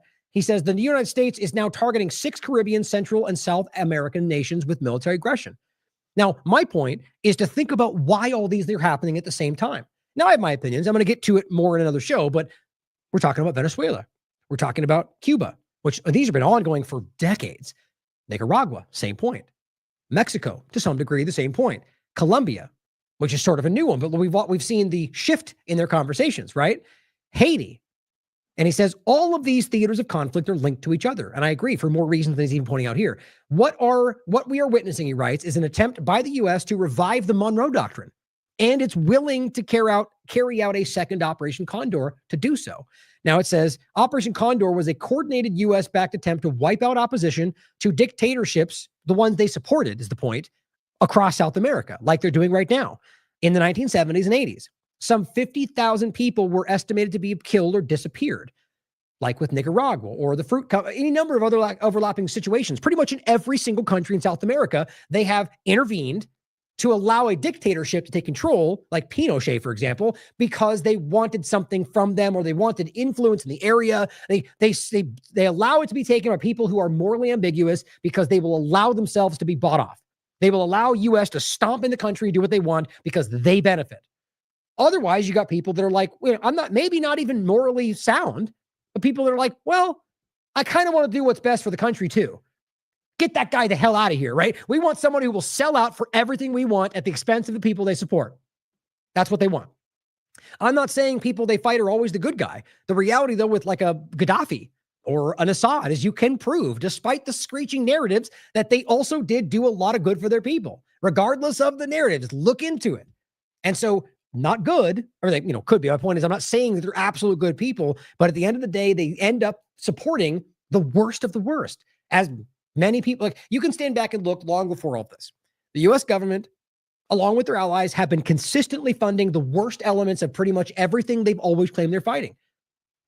Whether that's the Islam discussion or whether, you could go back as far as you want. They have been operating like this for quite a long time. So remember this, because it's going to continue, and you'll notice how all of this seems to come together. Now, Matt Kennard points out, you've probably seen all this, Trump literally spoke up and just decided to shut down the airspace of Venezuela. That is an act of war, period. This is obvious where this is going. Now, I shouldn't say it like that. I still don't know for sure. I still kind of don't even think that it makes sense for them to actually initiate war. I kind of feel like it's a threat that may just tumble into that because they're incompetent, but something about that just doesn't make sense to me, but I could be wrong. But nonetheless, I knew that I get the sense this has been drifting in this direction because they want to covet what's there. Rare earth minerals, oil, gold, one of the largest lithium, and apparently gold, oil, and lithium, some of the largest deposits in the world. And it says, not a single plane flying over Venezuela, a country of 30 million people with the world's largest oil reserves, Its airspace has been closed by the U.S. president sitting in the White House 2,000 miles away. International law is chimera, or chimera, however you pronounce that. You know, it's what's the best way to frame that word? You know, it's like evolving, shifting. It's never nebulous, right? It's just like it doesn't mean anything. Let's see what it actually defines it as right here. Fire breathe. Yeah, I mean, that's what I knew it from. Is like a fantasy book kind of thing, right? Like something that can shift shapes and whatever else. An illusion, fantasy, delusion. Yeah, that's the same. So basically, it's just not what it appears to be. It's illusory. What they do is scream those things: liberty, freedom, law, and then just absolutely spit in its eye. World is run like mafia, and Washington is the dawn. It's pretty secret. I mean, it's pretty obvious, guys. So Rand Paul, comes out, quite a big difference, and says the Coast Guard reports that over 3/4 of the boats that they have stopped have drugs.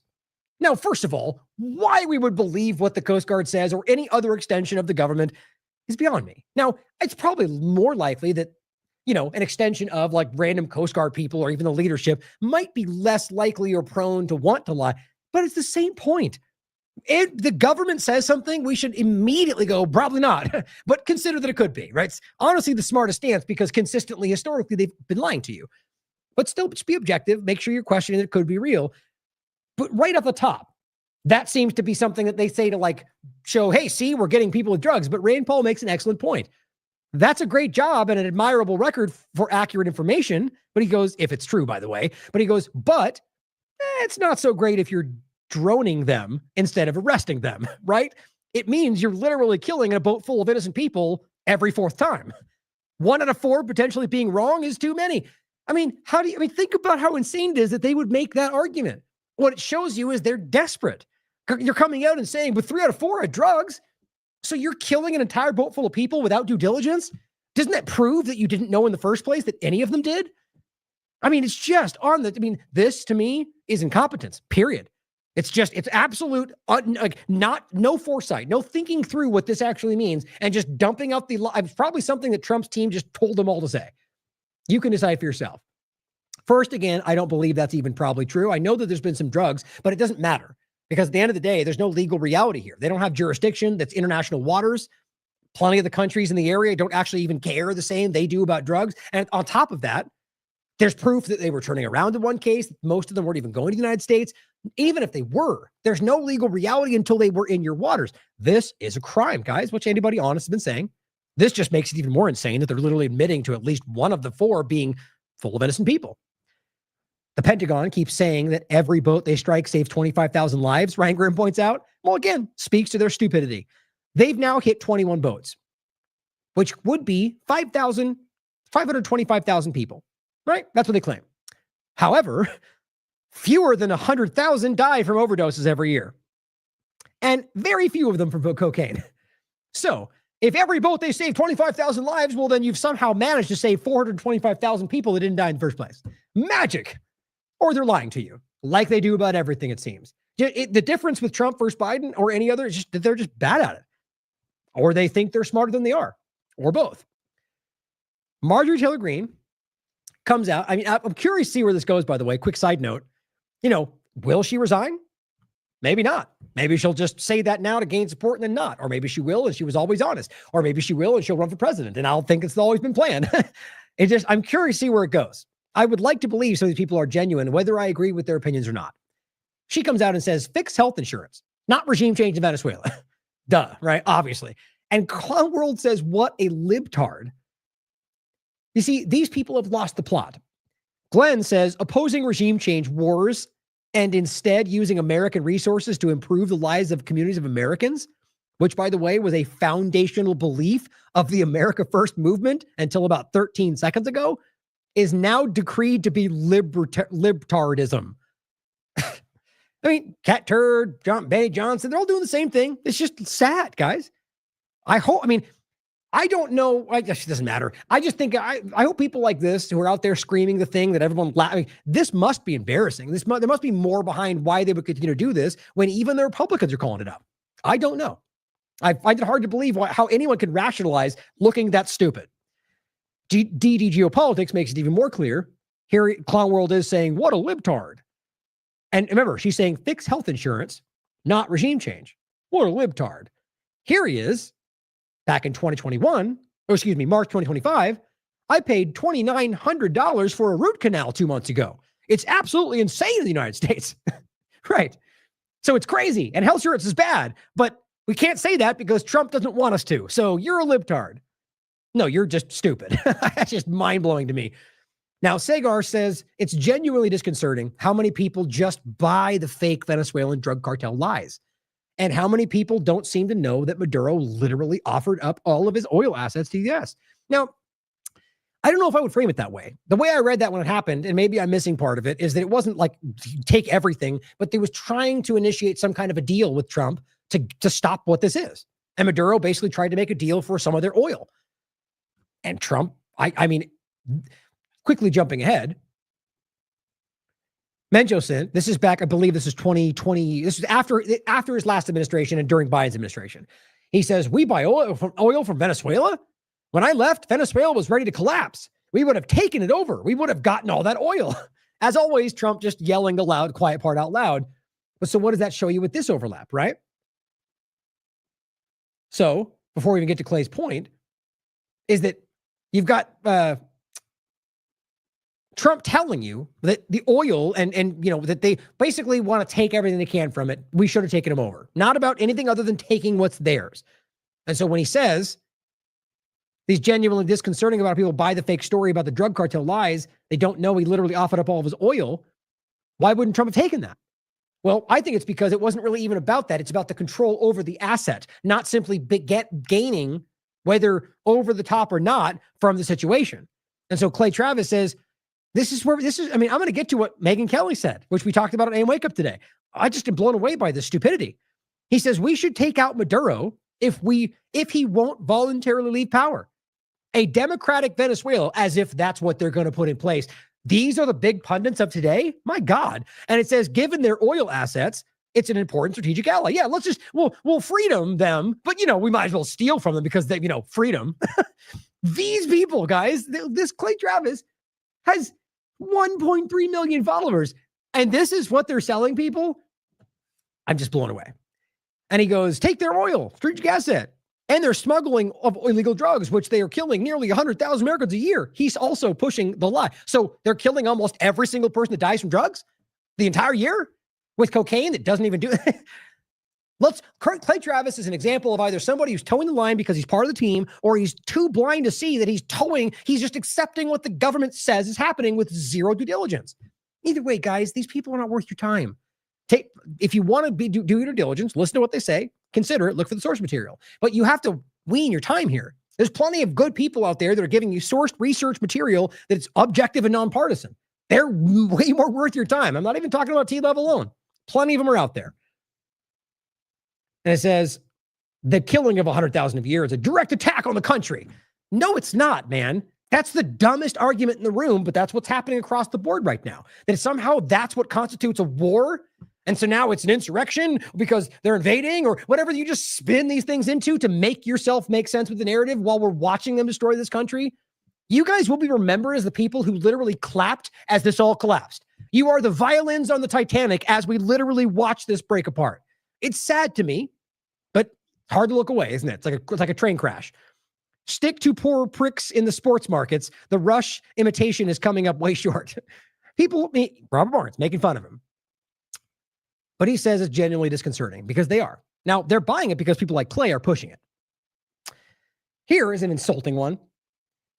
This woman, Representative Maria Salazar, we were just talking about, she literally says that Maduro is giving uranium to Hamas. This is how lost they are. Do you think she even believes that? Hamas? I mean, what are we even talking about now? They've lost the plot. They're off the reservation. What she's doing is trying to convince you that the plight is the same. Go after them here because, you know, Israel and stuff, and they're fighting for their freedom, I guess, from people that hate Jews. Just stop. Just support what our agenda is. Like, she just kind of loses it in this, and it just kind of blends. These people are trying to get you to do what they want, and they no longer know how to sell it because this is the junior team. Not all of them are new, but I'm saying is this is what we've devolved into over the last 50 years. The worst of the discussion. Gina says, correct me if I'm wrong, but Trump is trying to free Venezuela from a dictatorship, and Democrats are somehow against it. Got it. Oh, is that what's happening? Because Trump said, very wise. But Glenn says, and this is the best way, even if that's what he's actually doing, is Trump trying to stop narco terrorists? Or is he trying to avenge election fraud? Or is Trump, who reveres the Saudis, Qataris, and Emiratis, against dictatorship and wants to free the world's oppressed peoples? He says, who cares? It's a new war. Just celebrate and be happy. The point, Gina, is you're all hypocrites. You can't just keep jumping from narrative. Trump says this is what we want, and then you act like it's absurd to disagree, even though you just told us, peace president, no more wars, or that he's fighting to stop dictatorships while working with the Saudis. I argue these people, I mean, I'm not even familiar with Gina, but I argue a lot of these people, look, she's got 15,000 followers. It's got 2 million views. Are we pretending like this platform's not shockingly slanted towards certain conversations? This is about go after Venezuela. 2 million views. Thanks, Elon. Way to work that out with 15,000 followers. That's not even like a hot take. It's not some kind of insightful sentiment. It's just a dumb, pithy, ridiculous statement to make you think that the Democrats are against a good thing. It's just insulting, isn't it? My point, though, is people like this are just going to go along with whatever the next thing is and will happily ignore what they were selling 30 seconds ago. Senate Republicans says Nicolas Maduro is an illegitimate leader responsible for encouraging drug operations. Well, I'd love to see you prove that. I wouldn't surprise me, but you've never actually proven that. And on top of that, he's not an illegitimate leader. Despite you guys screeching about that, it's been upheld by almost every other country aside from your little circle. And I mean little. I mean, I'm like UK, United States. It's pretty clear these days that people are recognizing the independent election observers like they did last time. Those drugs kill more Americans every year than the number of American soldiers lost in Vietnam. This is what they're still trying to push. And this is why the blind idiots out there yell the same number, because they follow what they're told. It says, as long as Maduro is in power, American communities will suffer. Oh, wait, let's see what the Mises Institute said. It says, this is a war propaganda lie, even more absurd than Iraq will give al-Qaeda WMDs. No more aggressive regime change wars of choice. No war with Venezuela. This is what most Republicans seem to be saying right now, other than the blind followers. My opinion, look for yourself. It says, this is WMD level lie from GOP Senate for regime change war with Venezuela. They also promoted the OG WMD lie for Iraq. The vast majority of Americans' overdose deaths are from fentanyl, which Venezuela has virtually nothing to do with. And remember, they started by claiming it was fentanyl, then realized we weren't dumb to that degree and just they just stopped making it about fentanyl. They didn't even say cocaine. They just stopped saying that. So people can keep assuming. But you'll still find is far too many Republicans still talking about fentanyl from Venezuela because they're being lied to. And it says, which Venezuela's got virtually nothing to do with. Removing Maduro won't affect this at all. Well, because as Glenn also points out, it has nothing to do with drugs. Just doesn't. This is Salazar. She says, Maduro is the last wall between tyranny and a free Venezuela. Well, we've heard this lie before. And we heard it when you put people in power in other countries. We heard it about Libya before you destroyed it. We heard it about Syria before you destroyed it. We heard it about Afghanistan before you destroyed it. Right? This guy will be welcomed as heroes. How many times can these clowns keep pushing the same lie? It says nearly 8 million Venezuelans are waiting for that day. No, they're not. They say about Iran, and no, they're not.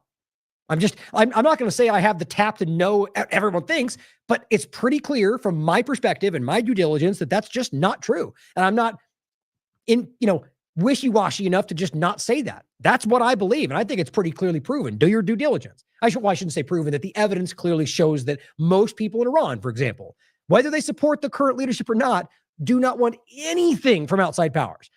Same thing here. Because they've been, for decades, manipulated, destroyed, undermined, and they're just tired of it. And so she's lying to you for that very reason. And Comrade Misty points out, same effing script over and over and over.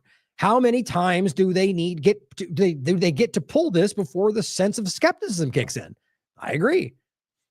This clip is just over the top. Let me play it first. I mean, it's disgusting. Really do kind of not only want to see them killed in the water, whether they're on the boat or in the water, but I'd really like to see them suffer. I would like Trump and Hegseth to make it last a long time so that they lose a limb and bleed out a little. Like, I'm really having a difficult time ginning up sympathy for these guys who 10 seconds earlier almost got taken out by the initial bomb, but because they managed to get ejected, a little too soon, had to be taken out in the water. I realize legally it may make a difference, but truly, Mark, this is a tough case to really gin up the sympathies of the American people. Yeah. Wow. You want to see them suffer? I mean, is that what a Christian would do? Because they're all frauds, guys. These are frauds. These are terrible people. She's the same one that said that Palestinians would rather see their children starve to death than help out a Jewish person or whatever, something very similar to that, which is just grotesquely disgusting and inaccurate. But what it is what they've continued to say and what they use to dehumanize the people that they're fighting. And she is a willing talking head for the government agenda. But to simply say that, first of all, nothing's been verified. And even if it is, there's no legal justification. And even if that's the case, there's no reality to think that you can punish people for what other countries don't care about because you decide. And she wants them to suffer. And then that she's hard to gin up sympathy for executing more people. Maybe the law will have some. Yeah. Oh, the law. Who cares about the law? You guys are out there acting like you're trying to enforce the law. The Democrats are the ones breaking all the rules. And you're like, but the law, who cares? It's disgusting. You guys are hypocrites. And what you're doing is demonstrating that you're just as ridiculous as the partisanship across from you. Because the same thing, guys. If you look at what they're both doing, they're dehumanizing the opposite. They're driving you to hate each other, and they're allowing the government to execute what they want. Now, I would argue I don't even think Megyn Kelly's smart to recognize that. But at the end of the day, here they are, doing the exact same thing. And here's True Stream Media. This psychotic response is based purely on trusting the government. I saw the same behavior after 9/11 in justifying war crimes and the destruction of freedoms. And worse, during COVID, to justify the destruction of people's lives. You see what objective, nonpartisan coverage looks like? To recognize it in everywhere the government operates, not just the one partisan side. Close one eye and hop on one foot and be like, it's those guys. Nope, it's everybody. It's the whole damn thing, guys. And it's embarrassing that we can't be real about that today. And I'm speaking to the minority that is the team sport partisan. It only gets more sickening with time, she writes. And I, for one, refuse to be desensitized to a point of ever pretending this is normal and not utterly repugnant. Well said. Scott Horton just says, kill, kill, kill. Blood makes the grass grow. It's just people are gross, man. Call it out. And here is what Kellyanne Leavitt had to say about why it's okay, why the legal reality is acceptable. The follow-up strike was lawful. What law is it that allows no survivors? The strike conducted on September 2nd was conducted in self-defense to protect Americans in vital United States interests. Nope, doesn't fly. It does not. I don't care if what your argument is that drugs were going to the United States, which eventually could kill people, which therefore self-defense. In no world, in no country, I shouldn't say it like that. No court in this country. I was going to say the world, but who knows? Probably banana republics all over the place. Thanks, U.S. government. No court in this country is going to uphold that argument. You are not going to be able to prove in any way, shape, or form that is going to directly, you can't prove the correlation. You can argue that they might go that direction, but then how are you going to prove that vote was the one that would do it? It's not going to hold up. This is desperation. Now, I don't understand why they're pushing it. They could just do this without even talking about. I don't understand why it's going this direction. I get the sense that we will. I get the sense that it'll end up. Look, you can do all they're doing with Venezuela without what they're doing with the boats. I think there's a deeper narrative here. I'm sure we're going to find out what that is. Regardless of what the intent is, this is criminal. And they're calling it self-defense. Well, it's no different than when they bomb other things and call it self-defense because they claim they were about to do something. Well, that's not self-defense. That's action. That's attack. That's offense. But this is all they got. The strike was conducted in international waters and in accordance with the law of armed conflict. Nope. Not even close. International waters, by definition, means you don't have jurisdiction. You don't have a legal precedent to be able to murder people in any sense. That's where the international courts come into play. That's where everything else. Imagine if China was killing people off the coast of the United States in international waters, claiming they were trafficking drugs. If there was a boat full of Americans out there partying and they bombed them out of the water and said, rules of war, what do you think Trump would do? Well, if Israel's involved, probably nothing. But since it would be China, he'd probably scream all day long about it. But what we're seeing here is the obvious reality that these people are hypocrites. It's just not the reality. But they'll yell it because they know their people will push it. And if it continues, then they'll literally change the precedent. They will change the current standing of the way these things work. And then I think they get what they want. Israel continues to do what it's doing because this is what they're setting. And as Justin says, this is not how self-defense works. Everyone understands that self-defense requires an immediate physical threat and proportionality. Not everybody, I argue, but this would be the legal understanding. And it says repelling a missile attack with a missile is self-defense. Blowing up boats hundreds of miles from the U.S. shores is not. It's not complicated. And then again, Trump just simply telling you back then this is what the goal was. But now it's about terrorism and narco stuff, even though you're literally involved with both, right? On top of that, to finish up, the U.S. military documents that The Intercept is reviewing are indicating plans to keep troops in the Caribbean, through 2028. No big deal. But peace president, though. Hashtag winning. Oh, and here's the other report that recently came out. This was 2 days ago. Oh, this was November 28th. Trump says U.S. will stop Venezuelan drug trafficking by land soon. And it got even further where I think the report came out where he said simply we might be invading soon or something like that. Don't take my direct quote, but there was another phrasing that he used that made it sound more like not drugs. Either way, why is this acceptable to anybody? No more wars? You can't keep pretending because he doesn't call it a war that it's not an ongoing war. Or actions of war are the same thing. Declaring the airspace shutdown, that's an act of war. This is belligerent. It's not about drugs. Justin Amash also points out that Eric Schmidt said, and this is Schmidt with 2 T's. This guy, you can see his picture. He says, Democrats never wanted Pete Hegseth. He was a threat to the permanent Washington status quo. Hardly. He's literally supporting Israel. So I'm not even joking, but I wanted to make it funny. But it says they didn't defeat the nomination and they tried hard. Did they? I saw all the behind the scenes craziness. Oh, so trust him, I guess. Since then, there have been countless anonymous leaks to undermine him and thwart President Trump. Yeah, probably. That happens anyway. The point he's trying to make here is that Hegseth was a threat to the deep state, permanent Washington, even though they didn't want him. But ultimately, look what he's doing. He's fighting for freedom or whatever. The liberal media will never love you. And J.D. Vance has well said. And he goes, I'll add, we've been told for decades that the U.S. military must go everywhere and do the impossible all over the world. But the red line for permanent Washington is using the military to destroy narco-terrorists in its own hemisphere. And Justin Amash says, there's almost nothing more permanent Washington than a regime change war in Venezuela sold to the American people on the pretext of stopping narco-terrorists. What a well-crafted point. It won't matter to the people that won't want to care anyway. J.D. Vance is going, freedom, and they'll just buy along. This is fundamental. Look, take a step back to what Trump was arguing in regard to the deep state, in regard to the swamp. Look at Justin's point. Whatever you may think about him, and I'm not saying I even have negative thoughts, just regardless of the person saying it, look at the statement and think about it.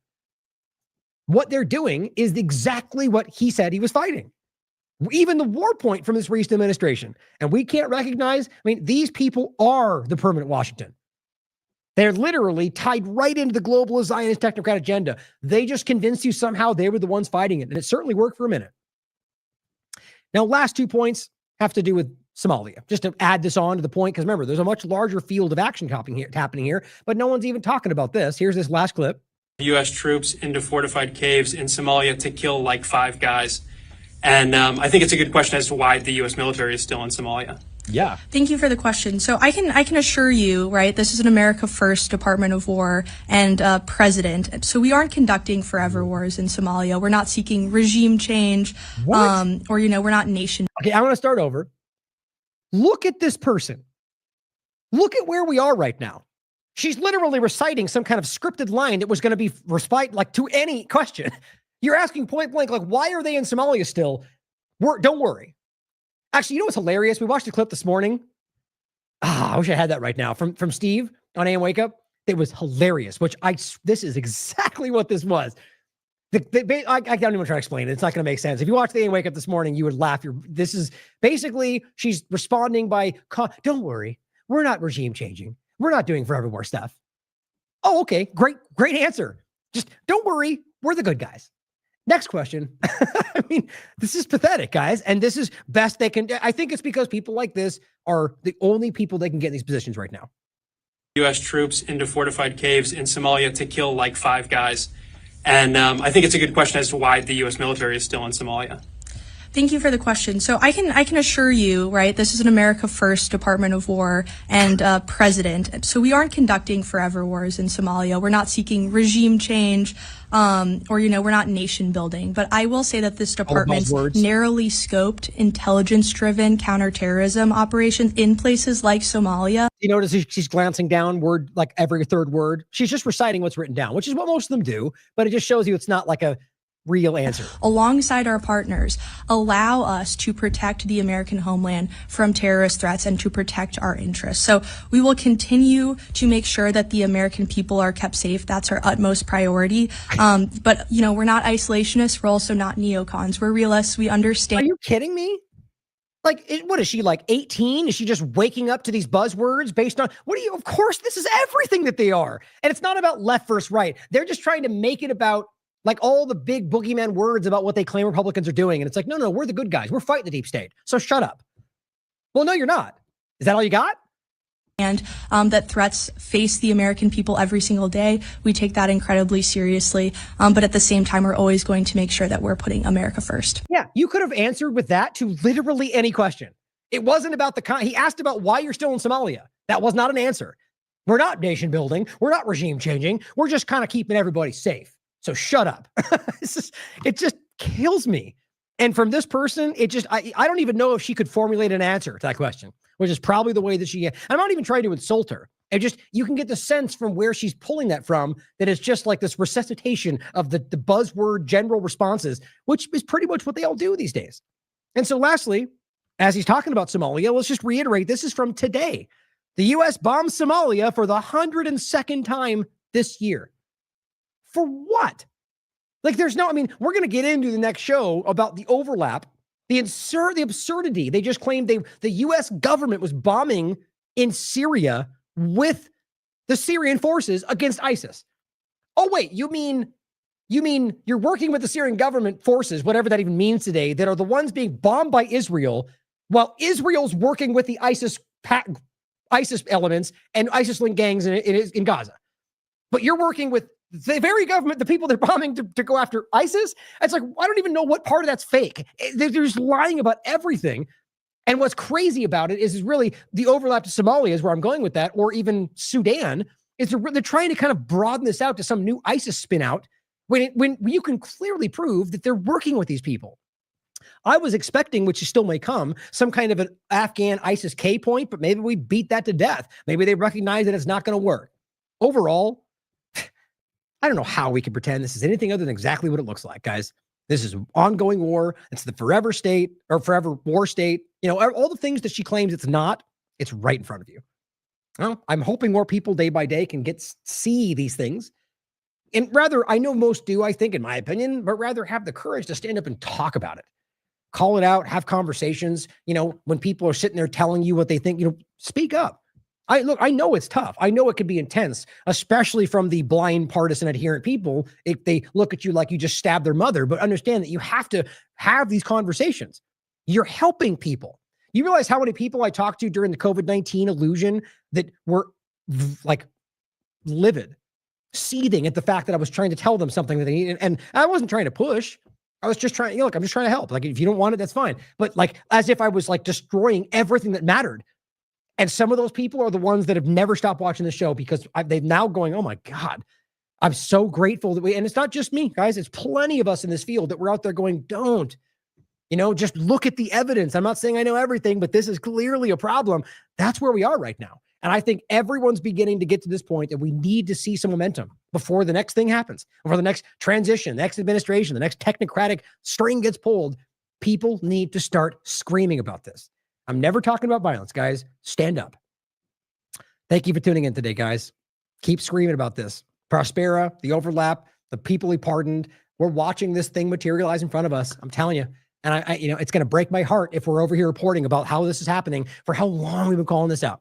But, I'm sure David Icke and plenty of others feel the same way right now of how long they've been calling this out. And I'll tell you what, Alex Jones is not one of them. Ask Bill Cooper. Thank you for tuning in tonight, guys. I love you all. As always, question everything. Come to your own conclusions. Stay vigilant.